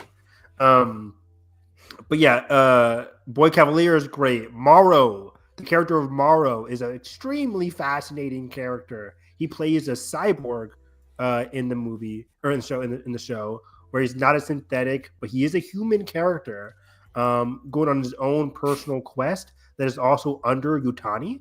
Morrow is easily the best character in the show. Kirsch, played by Timothy Oliphant, like Edgar said, is a weird little fella. Love him. He's kind of having like this competitive-esque battle with Boy Cavalier, kind of like the main antagonist of the show, the person who was in charge of these hybrid characters. I love the lore about them, the dangers that they exhibit, but also the manipulation, because they are kids. The manipulation that they're going through is very fascinating to observe. I like what's going on between Morrow and Shirley. Morrow and Slightly. Wendy and her brother Joe / it starts with the H. I forget his other name. Is really, they have a very interesting sibling dynamic. It gets into like, is this your sister? Is it not? I kind of like that aspect to it all. The alien creatures are very fascinating, even outside of the xenomorph. The world building with the state of the Earth, and how that connects to what's going on with the kids here. I'm having a fun time with the show. It's very intriguing. It's very like it's building towards something ominous. I'm excited to see where all these character motivations intersect as we get into the latest episode. I didn't watch last night's episode. That's why I have to leave soon to watch it. This guy. Yeah, Jalen has obligations. So I got to hurry up and watch that. But overall, I'm having a really, really good time with Alien Earth. By the way, it's a very Noah Hawley-esque show. So it does remind me of like early Legion, which was off-putting as well to some people. But yeah, that's about it. Let's get into Caught Stealing because I got a blast. I loved Caught Stealing. Are we in agreement here? Am I in the minority? No, I had a great surprised by how time. much I enjoyed this. Josh has a positive rant. Oh, cool. Well, I had a great time with I this do? movie. What's my rant? Well, you hate the whale. What do you mean? Oh, this is Aronofsky's best movie since Swan, but wait, that's not really that. Yeah, definitely. Yeah. What else has he done? Mother? I fucking hate that movie. Mother and the Mother. No, the Mother and the Whale. Mother is garbage. Which both bad movies. What, you don't like Noah, Evan? Oh, yeah. Noah. Oh my gosh. Noah's Ark. I didn't see that movie. Was it good? Feels like a punk rock video, but it's good. Punk rock is a Superman term? But yeah, Caught Stealing, I don't want to say similar to like Highest and Lowest, but early on I was like, okay, I'm getting into it. But like I quickly, like once I get into like the vibe of this movie, the world of this movie, and like the mission that Austin Butler's going through, I was completely engrossed. Like in this whole chase, this mysterious angle, his chemistry with Zoe Kravitz was fantastic. All the minor antagonists at play. His overall character journey was super good. Slightly emotional as well too. Really intriguing character development towards the end there. I had a fucking blast watching this movie. I think all the pieces, all the different side characters really coalesced into this movie. It gets progressively more chaotic without going too over the top at all. This was right up my alley. I had a blast watching this. Like this is a movie that I liked more and more as each second progressed. It's surprising. It's unpredictable. It's fun. It's chaotic. It's a good movie. Very, very good movie. So, yeah. Yeah, I had a really great time with this. Like I said, Aronofsky, probably easily my favorite Aronofsky movie. The most, Whoa. I don't know. I mean, I don't think I liked it more than Black Swan. I think Black Swan's better, but I think this is a better time. Oh, 1000%. Yeah. Black Swan isn't like, oh, I'm happy watching Black Swan. Like, no. Well, you're not happy seeing Natalie Portman and Mila Kunis? Okay, that's different. That's like 2 minutes. This is easily. I think it's because it feels so like opposite from what we know Aronofsky to be. Like it's fun, it's sincere, it goes like dark places, but it never hides its heart. That's a good word to use. It's a very sincere movie, and I was very surprised by it. Which is crazy from Aronofsky. I thought it was going to be a very like, oh, he's like one of our most mean-spirited directors. For sure. I thought it was going to be like a fun like chase movie from the previews, but it is definitely very sincere with the stuff going on with his mom and his girlfriend. It's him trying to do like Guy Ritchie in a way. I think it's him trying to do Soderbergh. Oh, I think I lean more towards very Soderbergh. I lean more towards Soderbergh here. Yeah. I can see that. Austin Butler, man, guys, he's such a great actor. So good in this movie. I think this is my favorite Austin Butler performance. Oh. Dune is obviously he's incredible in. He's a weird little fella, but I think about to say it's hard to weird little fella or a sincere. He has a lot more range here, I think, or at least more to do. Obviously, since he's the lead. Oh yes. But like he's a movie star, and I think he shows that here. He's funny and he's energetic and he's entertaining, but he also like does the dramatic beats really well. Agreed. I didn't know how brutal this was going to be too. This is a pretty brutal movie. Yeah, like I said, it's very dark, but like it still never like shies away from being sincere. That moment, like this is one I don't want to spoil, but like that moment at the end of the first didn't see it coming. What the didn't fuck? See it coming. Yeah. What the fuck? I'm like, Darren. But okay, that was great. Anyways, Edgar, what you think? The ending is really kind, and with the cat, it's really like sweet. very sweet ending. Yeah. You know, So like you but- have the same eyes or whatever the twit was. Like, oh, it's Yeah. great shit. Namor himself. I don't think that's him. It's him. It doesn't say his name in the credits, so I don't think it's him. the bartender. Oh wait, never mind. You're wrong, or I'm wrong. See? It's Tenoch Huerta, right? That's Namor. Yeah. That was him at the bar. Yeah. At the end of Very the movie. random choice, but I guess Laura Dern is also very random in this movie. Right. Yeah. Spoilers, I guess, but not really. Not really. It's like 5 seconds. Yeah. This Speaking like of the ending, like you guys were saying, this movie really reminded me, complete opposite, but kind of reminded me of his Requiem for a Dream, in the sense that both movies are, in a sense, about how our bad habits tend to reflect and affect the people around us. And although that movie has a very pessimistic outlook on that, I think this movie, all things considered, it does try to give Hank a positive sort of ending, kind of like bittersweet. I love how this handles his addictions. Me too. I love how he treats it. Yeah. I love when a movie keeps like a beat rolling over and over and pace it off at the end. And I'm referring to a certain like crash, an accident or something. When something happens around the climax with him and two other characters who are driving around, and as soon as something happens, I'm like, oh, I know exactly where this is going. And when it finally happens, I'm like, hell yeah. Oh, how do we not say it? Regina King is in this movie, guys. Fucking, she's one of my favorite actresses of all time, and she is just so freaking good in this movie. I forgot she was in this. I was watching, I was like, oh wow, okay. I did not know she was in this. Yeah, I was like, oh shit. And she is excellent. That black and white cookie does look good. Yeah, that scene. I was watching that scene. My brother and I like, something's happening here, and then it happened, and I'm like, oh shit! I was locked in, man. But yeah, real quick, the two guys in the beers, Vincent D'Onofrio and how did you not know that? I had zero clue. Zero clue. I'm an idiot. The beers worked for me. The Matt Smith, I think, is a great incredible. Yeah. Who's the other guys? Vincent, the D'Onofrio. Leave Schreiber. Yeah. I'm dumbass, but yeah. Great supporting cast. Shout out to the Russian guys, that weird little fucker.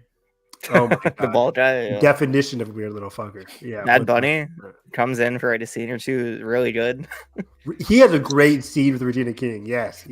He's genuinely like a really good actor. Like I don't like Happy Gilmore 2, but he's really funny in it. Oh wow. That's your second reference in this podcast. It's on his mind. Adam Sandler. All right.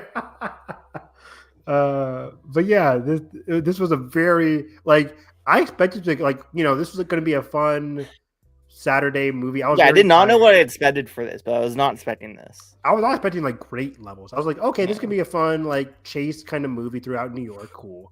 But no, this is like Josh said, this is a very sincere, fun action kind of movie. It's like another movie I saw the same day that I talked about after. Very 2000s. Okay. Very much of a movie that we don't. The Roses. I saw that before. Oh yeah, I'm seeing that this weekend with my mom. She wants to see that. Yay or nay? I loved it. Yeah. Oh, okay, cool. I really enjoyed it. Edgar's really surprised. It's good. Last thing, I think one of the smarter strips of the year. I think. Oh, that's good. Yeah, Edgar. I don't know about that. But... No, is it smarter than Sinners? I mean, that's different. It's like I'm not. kidding. It's like here. Yeah. Okay. Last thing about Caught Stealing, probably best pet performance since Messi. Oh yeah, love that. I agree. Cat. This cat was so good. Excellent. It's a biter. Great shit. Yeah, but this is one of the most surprisingly great movies that I've seen this year. because my expectations were like pretty low. Is this the surprise of the year? But I have a few that you two haven't seen. But... Freakier Friday.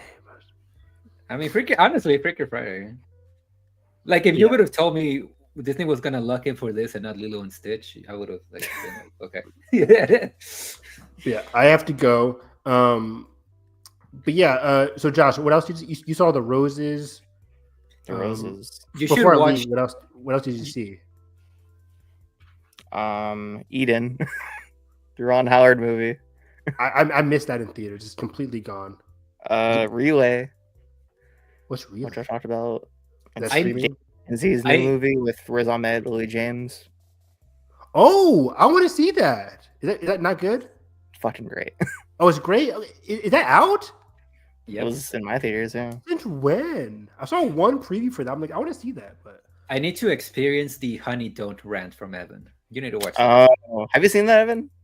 what the fuck is Honey Don't? What? How do you not know? The Margaret Qualley, it's like the Ethan Coen Oh, movie. the lesbian. Lesbian road trip. Movie. I could. It's still in theaters. Do I see that or do I not? Yes. Nah. Do it for the podcast. Do it for Do it the for love the of the pod. game. I'll see it. I'll see it. It's still. I mean, it's 80 minutes. Why not? But it's not good. Eden is like completely dead and gone, but like I can still go. Eden is see a fun time. I can still see Honey Don't. So I might do Honey Don't and Look the at Roses. Relay streamings. I think you'd love that. I can't find Relay. What movie? What? I saw one trailer. Is it 2020? Oh, okay. Wait. So, do you have any AMC's near you or no? Oh, Relay is playing in theaters. Go see Relay. You'd love that shit. Yeah, AMC is now 15 minutes away. By the way. Hey, A-list. Are you gonna be an A-list member? Are you gonna join us? Oh, is Relay gone? My theaters only says like tomorrow or today and Thursday, and then Go it's see like Go Thursday. Thursday. Go tomorrow. I have a dentist appointment. All day? Oh, I'm be tired after work, dude. Legit, like the one other theater time is like 9:25. What the fuck? Do you it go. for the cinema, you know. I Do wanna it see for the fucking- love of the game. The Relay anesthesia trailer should be was so gone by good. 9:25. When did that come out? How I did saw miss it last week. last week. The 26th. So Why are you surprised? Like, nobody knows Mm. what this movie is about. It's I saw it's a very small movie. So I saw like, one trailer before Highest Lowest. I'm like, that looks really It's good. very independent, but I really enjoyed it. It Good was to at know. TIFF, I think, last year. But yeah, you guys can find me on Twitter, Harris EV9. I'll be live this Friday talking about Peacemaker episodes 4, and the latest Alien Earth episode, along with some movie news like Man of Tomorrow that just got announced by James Gunn. Ooh, yeah. So me and Nathan will go over all of that this Friday. But yeah, I had fun. August was a surprisingly great month of movies. So I can't wait for September. But okay, I will see you guys next time. Peace out. Peace. Bye, Evan. All right. Alright. Do you have any more? There's some that I haven't logged, but like the Roses, we could talk about it. I may kind of sort of. I don't really have much. We should save it for next month once Evan sees it. Yeah. Oh, Stop Making Sense. Finally watched that. I've always liked Talking Heads for a while now, but I knew about the movie, but I never actually sat down and watched it. And Josh finally let me borrow the 4K. Mwah. Excellent disc, sounds great, looks great. I was a little bit confused because I saw that there was like 3 cuts of the movie on the disc. Yeah. I think there was like the original cut, then the laser disc one. then the 4K, the A24 one they added to A24. Wisconsin. Yeah, that's the one that I watched. They're good. Yeah. So it has um, Zimber in it, and Yeah.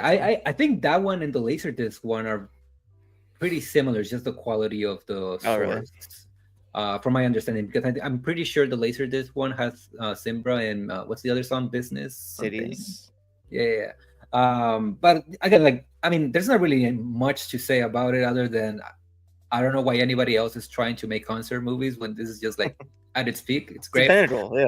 I think it's like one of the single best pieces of art that mankind has created. Yeah, and it just Celebration of like music and art and life. yeah, And like for the past year or so, Josh and I have been like really going into like going to a lot of concerts, and this is just like just watching this made me like Yeah. I want to go back. Really does put you in the mood of what it feels like to be on a live show in a live show. Especially with Talking Heads, who like or one of my favorite bands, and like just this is how I got into when they re-released this movie. I think what like 2 years ago or 3 years ago. Mhm. It's right when I really dove into like their music, and man, so good. I've watched this several times since. Yeah, and like this is another great example of I just wish more artists, like modern artists, would release live albums of their work. I Psycho Killer, classic, but that live performance is just so fucking great. Like Um, it's an argument to say like this version of like some of their songs is a so all of superior their version. songs, yeah, Yeah. it's like the better, like the yeah, it's the best version of those songs. Um, and again, like just going back to like certain artists that I've seen live in the past year or two, s- love their songs, love their work, but some of it just sounds so much better live. And I wish just they would just release some of their work, some of their live work, um, to let the masses. Um, but yeah, that's stop making sense. And then we watched Blade Runner 2049.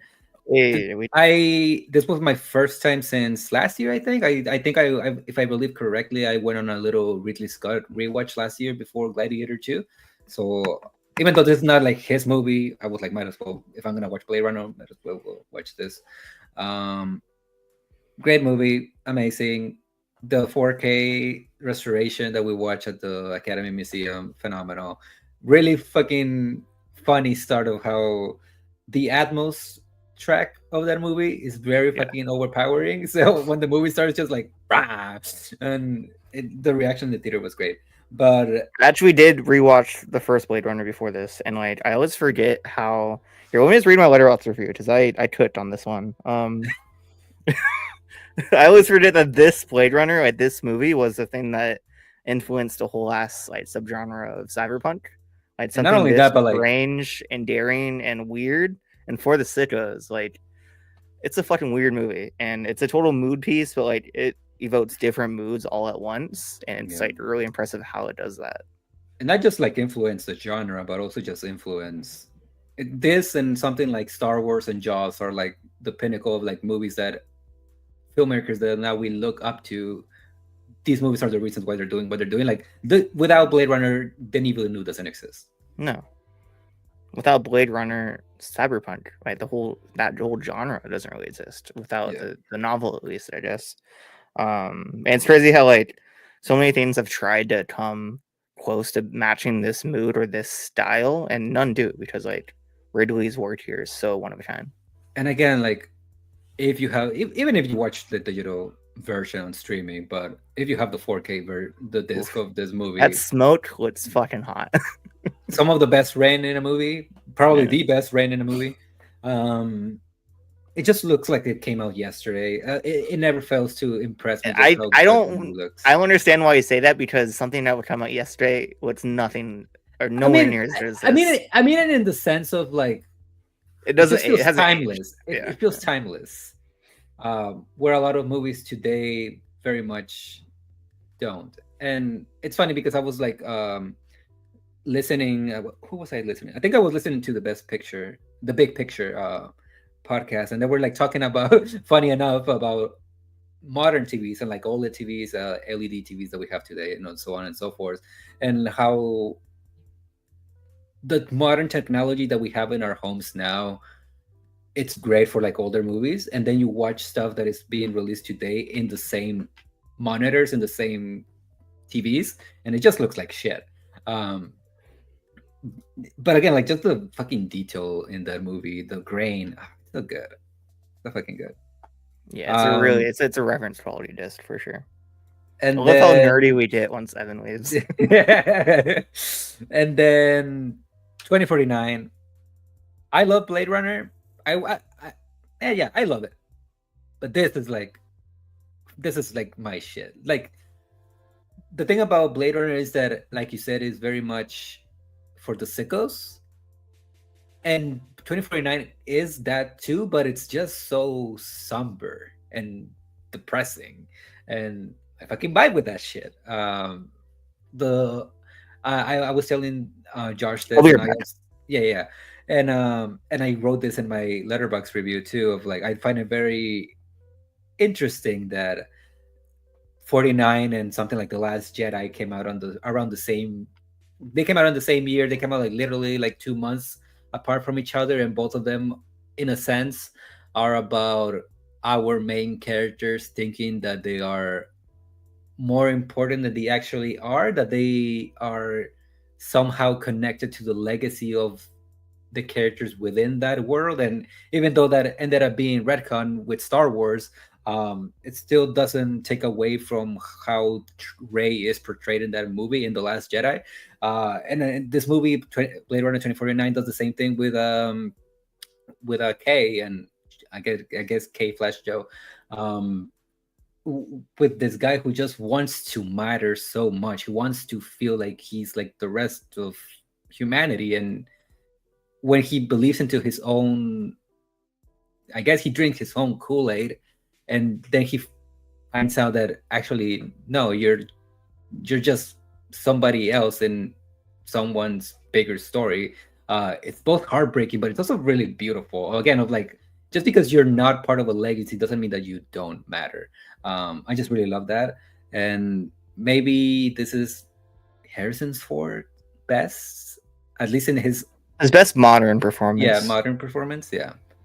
Um, Again, like Josh was like saying, and we were like talking about it. This just feels like an audition for Denis to do Dune. The scale in this movie. Is Yeah, like insane. the visual language of this is like you could see Dune on his mind with this. I also like this was my first time watching since release. I did not remember how much of a fucking straight out horror movie this is at points. Like just the way he edits this, or it's edited, and the way he like plays out different sequences, The and sound work, the sound, the lighting, like it feels like a horror movie in some moments. It's terrifying, especially the sound, like crazy shit. we hate on Jared Leto, but he's great. He's also terrifying in this. Yeah, that's I easily mean, his best is when he's terrifying. Sylvia Hooks as Love, amazing. Again, kind of like a Yeah. horror, like slasher villain, kind of like almost like the Michael Myers of this movie. And Armas really good. Yeah. Mackenzie Davis, great Yeah. for the small role that she has. Yeah, this movie is really sad. It's for the sad boys. But it's also like really impressive. Yeah. Dave Bautista, another Oh, a great example of he is the best wrestler turned actor for a reason. easily. And John Cena is like, it's very, very like, they're definitely spaced out. Like, Yeah, they're very different. Batista's way up here. Cena's getting there. Rock is like, okay, maybe. Yeah. Yeah, Blade Runner. These movies are great. And then What else do I have? I have a ton of just random shit. I'll let you talk about this one more because I know that you liked it a little bit more than I did, even though I still like really, really, really enjoyed it. Finally watched the Paris, Texas for Criterion. Ooh, okay. Very funny story behind why I watched it to begin with. But man, talk about colors, talk about cinematography. This movie is looks a fucking friend of the phenomenal. show, Trey's one of his favorite movies. Yep.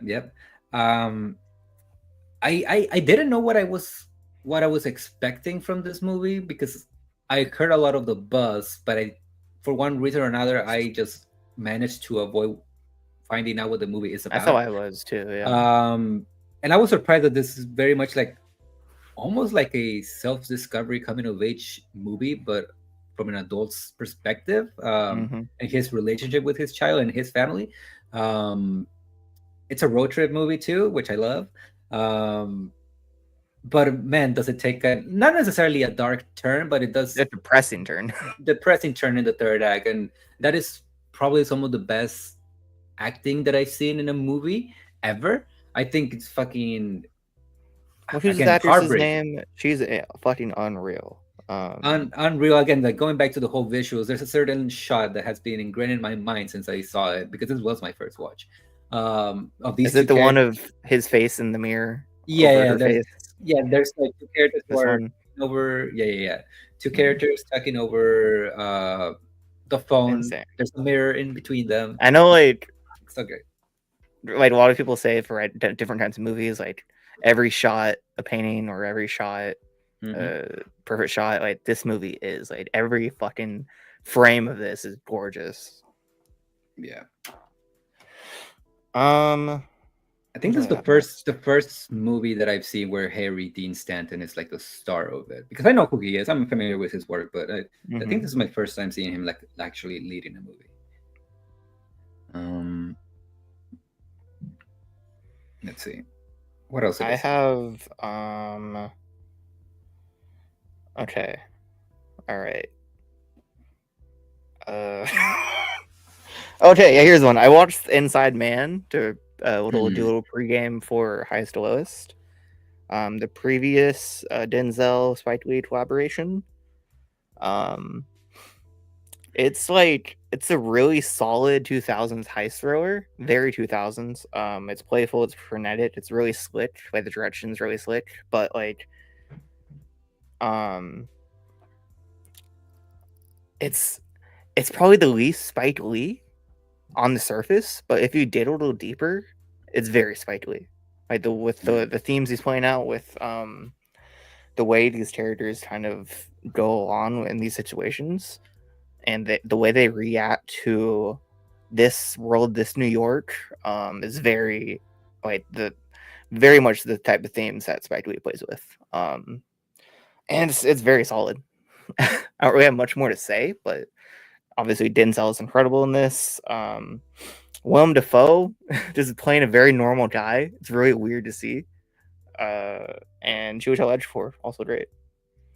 Yeah, one of my Spike Lee blind spots. There's a few of them. That's this. I've never seen his remake of Old Boy. I haven't even need seen. Need to watch this still. This is the big one I have left. And I feel like there's something else that from him that's pretty big. I haven't seen. I don't remember. Oh well, this Inside Man. Yeah. And then going back a little bit back to Darren Aronofsky, I saw Black Swan because of the IMAX re-release for the 15th anniversary. That shit is so fucking good. Where is this Mila Kunis? Where did she go? Right. Hopefully she's back in Weight of Dead Man, but I doubt it. Yeah, I just love movies about unhealthy obsessions, and about like artists wanting to be the best to ever do it. The way that this movie just follows Natalie Portman and her obsession is just phenomenal. Some of the I've the older that I get, I've learned that I have the opposite reaction that somebody like Quentin Tarantino would have for feet. Whenever I see like this movies, I've read it. Yeah, I don't do it either.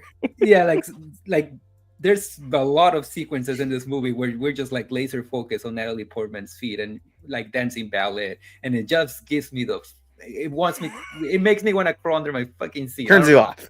Yeah, I don't get it, but you know, to each of their own. But again, like the cinematography in this movie, phenomenal. The ending is fucking great. I love the psychological play that he does with Natalie's character of like what is real, what is not. Did this really happen? I guess spoilers for the movie. The movie is like 15 years old now. I was getting the sense that the stuff that she was doing with Mila Kunis wasn't real. But even to this day, the one thing that I'm like unsure if it happened or not is what she does to man, why am I blanking on her name? Winona Ryder's character in the hospital. I'm like, did that happen or did it not? And that's part of the fun of it. Yeah, I don't. I like that that's up in the air. Yeah, and Vincent Cassel, I think that's how you pronounce his last name. This guy, phenomenal, really good. One of those characters where he's very clearly like the main bad guy, but it's also like very complicated because there are a lot of directors and artists that are like that, who like to push you and straight up abuse you to get the best out of you. And the conversations that sparks from that of like, is it really worth all of this shit just to please other people, please the audience? I don't know. Probably not. But it's a fun, like a really fun conversation that the movie sparks. And yeah, it instantly became like an all-timer for me, this whole movie. This is you rewatching it, right? Well, I had seen like parts and pieces, but I had never actually sat Oh, down really? and watched the Okay. whole thing. So this was really like my first watch. But yeah, phenomenal movie. And Yeah, it's great. and I mean, we already kind of talked about Honey Don't, not great. Yeah. Wish it was. I the cast- appreciate that it exists, but it's all right. the cast is great, but yeah. And I think I'll save the threesome for next month just to see. Yeah. For you guys to watch it, but I really liked it. I really enjoyed it. From the same director who did Little Fish, which that's like a core movie for us. It is a rom-com, but it's also very sad. Not overly sad as Little Fish, but it does get a little bit dramatic, maybe a little too over dramatic, but I think it works. Sweet Duch and Ruby Cruz, they're great. Finally, what's his face? Jonah Howler King, that's his name. Finally in a good movie again. He's really good. I mean, what else has he been? Time? First time, actually. I just know him from Little Mermaid and the shitty I Know What You Did Last Summer. Let me see, what else is he in?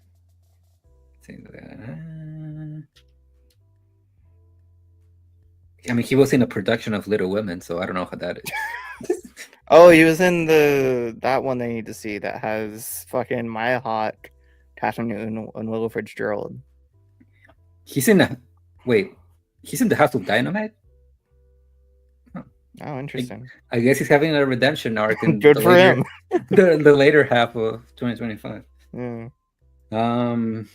But yeah, I think that's it for me. I think last thing that I will mention for TV is Platonic on Apple TV with Seth Rogen and Rose Byrne. Great show. I think it's great. All right, let me go through some of mine real quick. I don't think I talked about this last month. I watched Cloud. Do you know what this is? This is Kyo Terasawa's, the director of Cure and Pulse. That movie Carson talks about Cure a lot. I haven't seen it yet. I have the Criterion. I will soon. But I watched this movie. It's very fascinating. It has one of the coolest shootouts in recent memory. Towards the end, it's like okay. It's like this guy who's it's a movie about resellers, like who buy a bunch of collectibles and stuff and resell them for profit, and how also about how your haters can come out in reality. Okay. It's fascinating. It's a fascinating movie. It's like something I haven't really seen touched in modern cinema about modern times. And it's really, really slick direction, really solid, definitely seated out. Next, I watched for the first time Summertime. David Lean, director of Lawrence of Arabia and Bridget on River Kwai, starring Katharine Hepburn. This is a very much a vibes, hangout, summertime Venice movie, but also has the scale of filmmaking that you expect from David Lean. So like these big, grand, on location sets and compositions, and looks fucking unbelievable for like a little summer rom-com. Very fun movie. It also like gets a little depressing towards the end. Our speciality. Okay, quiz show. This one is incredible. This one I really love. This is directed by Robert Redford. 94, very 90s movie. A little like slick, scathing drama about morality. Ray Fiennes and John Turturro are the main two. So it's about this quiz show about so John Turturro was like this the main star of this quiz show. Then the producers who find this show are like looking for a new talent because the viewers are getting stale of John Turturro. So they find Ray Fiennes, who's like comes from a rich, very wealthy family, who was interested in like being on a quiz show. Then like there's some twists and turns, how it plays with like some of these people are getting answers fed to them, and how is that right for television? Is it just entertainment? Is it sustainable? Like it's really fascinating, and it has a lot of style in this. The direction here is very good. I think you would really love it. What's it called again? Quiz show? Quiz show? Yeah. Quiz show. Robert Redford. Ooh, great poster. Mm-hmm. There's some really good camera work in this. Like some of these shots just come out of nowhere too. It's really cool. Then we watched They Live together. Yeah. My first time. Definitely a lesser Carpenter for me, but still really solid. I wasn't expecting how like funny this would be. And it's really cool seeing Carpenter's take on a conspiracy thriller. It's just a really fun time. And the style is obviously off the charts, the score, visuals, how the visuals work into the themes, and just everything. Really fun time. Oh, have you seen A Bitter Splash? No. Luca Guadagnino movie? Mm-mm. I think this was his kind of breakout before Call Me by Your Name. Uh-huh. Very up our alley. It's fucking messy, but incredibly ambitious. It's like all over the place. It should not work on paper the way this merges like so many styles and genres and form and style and all this shit. It's kind of like something I've never seen before. Yeah, that's a great cast. Tilda The Swinton. cast is incredible in this. Like this might be Ray Fiennes' best. It's like merges like a summer hangout vacation movie, an Italian melodrama, and a erotic thriller. Kind of smashes them all together, and doesn't care about cleaning up the mess. It's incredibly fascinating and has like a very clear cut towards the third act that I don't know if it pulls off, but like I don't think it needs to, and it goes in a very different direction. But it's really interesting to watch. And I think Dakota Johnson, I think Luca knows how to work with her the best between this and Suspiria. Yeah, I didn't know those are. I didn't know he had. I didn't know he had worked with her before Suspiria. Yeah, between this and Suspiria, like those two, I think are her best performances yet. So I want them to work together again. Madam Web 2. Yes. Not that After the Hunt is a flop. He's the Joe the Marvel. Yeah, that movie's really fascinating. I'll end on Eden. This is Lord of the Flies as a high camp melodrama from Ron Howard. It is like reminds me of shit like Megalopolis or not to that extent, but also like very much reminded me of House of Gucci, where every actor is like in their own movie, but it somehow works to like a point where it's not good, but it's very entertaining. And Anna de Armas is unreal in this. She is incredible in this. It's like has so much energy and Caring. carries the movie, yeah. But also like Jude Law is doing fascinating work in here. Sydney Sweeney is like playing this like it's a prestige drama. It's a bizarre movie, but it's really fun. I mean, for her, it would be probably. Ron, yeah, that made sense. Then I'll talk a little about Relay to end it. I was very locked in for this. It's like a sleepy 70s neo-noir conspiracy thriller. Something we don't nearly get as much these days. For something that was like shot digitally, it looks fantastic. It retains so much color and texture. And I think this whole cast is great. Bruce Ahmed needs to be in more movies desperately because he's fantastic here without saying much. Lily James, as charming as ever.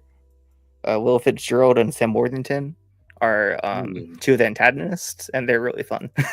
What's the genre? Neo-noir thriller. Okay.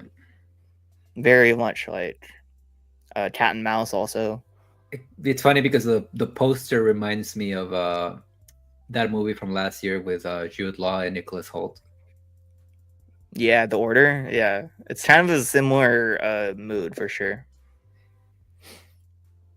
Yeah, this movie's really good. It has a weird twist in the last fourth of the movie that I don't know if it necessarily works completely, but I respect that they did it. That's all I'll say. Watch this movie if you'd find it. And that's pretty much it for me. Yeah, that's it for me too. Next month, we will be talking about The Conjuring and One Battle After Another. Shit, that is this month. Yeah, maybe we'll talk about Gabby's Dollhouse. We'll see. I really want to watch Splitsville. I'm just waiting for that movie to expand. I'll talk about that with you when we end. Oh shit! Okay? And Lurker looks fascinating. Looks really interesting. I'm very excited for that. And is Twinless the movie that got like controversial? Killed Sundance, yeah. Killed Sundance. Okay, cool. Online, yeah. Okay, cool. Is that this month? Wait. Yeah, that is like in 2 weeks or 1 week. Let me see. Okay. It's on the. Oh, it's actually this week. Yeah, it's this weekend. Cool. Then Threesome. Can't wait for that. Hell yeah! And Toxic Avenger. That's still on the list. Yeah. But yeah. Do you want people to find you or no? Go watch movies. Go watch movies. Go support Nicole Kidman. We'll talk about Nicole Kidman movie next month, maybe. Oh yeah, we saw one yesterday. Great time. Yeah, you can find this podcast at WHFG Podcast on all social media. You can go look at some more little shorts that we've been posting over there. Next thing, me and Evan are probably going to do the box office episode for the recapping the summer and doing our fall predictions on Sunday. So probably around Sunday noon-ish. So keep an eye on that. And on that episode, we'll probably announce the winner for the Conjuring giveaway. So if you still want to enter that, go ahead and do so. Just check our post here on YouTube or on Twitter, X, whatever. And you can find me on EDG or TEG, Letterboxd, Instagram, Twitter, all the good stuff, if you even want to call it good stuff. And you can find some of my written work at Let and Clear Reviews and the Cinema Spot. And yeah, probably the thing that I'm most excited about this month, besides several shows that we're watching, is maybe finally get tickets for Beyond Fest here in LA. I need that lineup announcement soon. Yeah. That and AFI. So exciting times around this time of the year for us. Yeah. But will we see Testament of Ann Lee? Fingers crossed. Hopefully. That and what's the other Cinema one? Value. Yeah. For me at least, yeah. I'm excited for After the Hunt. The mixed reception. I think I'm gonna love that movie. Yeah. I still haven't seen a single clip from the trailer, so I'm kind of trying to go in blind. Yeah. But yeah, we'll see you guys on Sunday and next month for what we watch in September. Bye bye.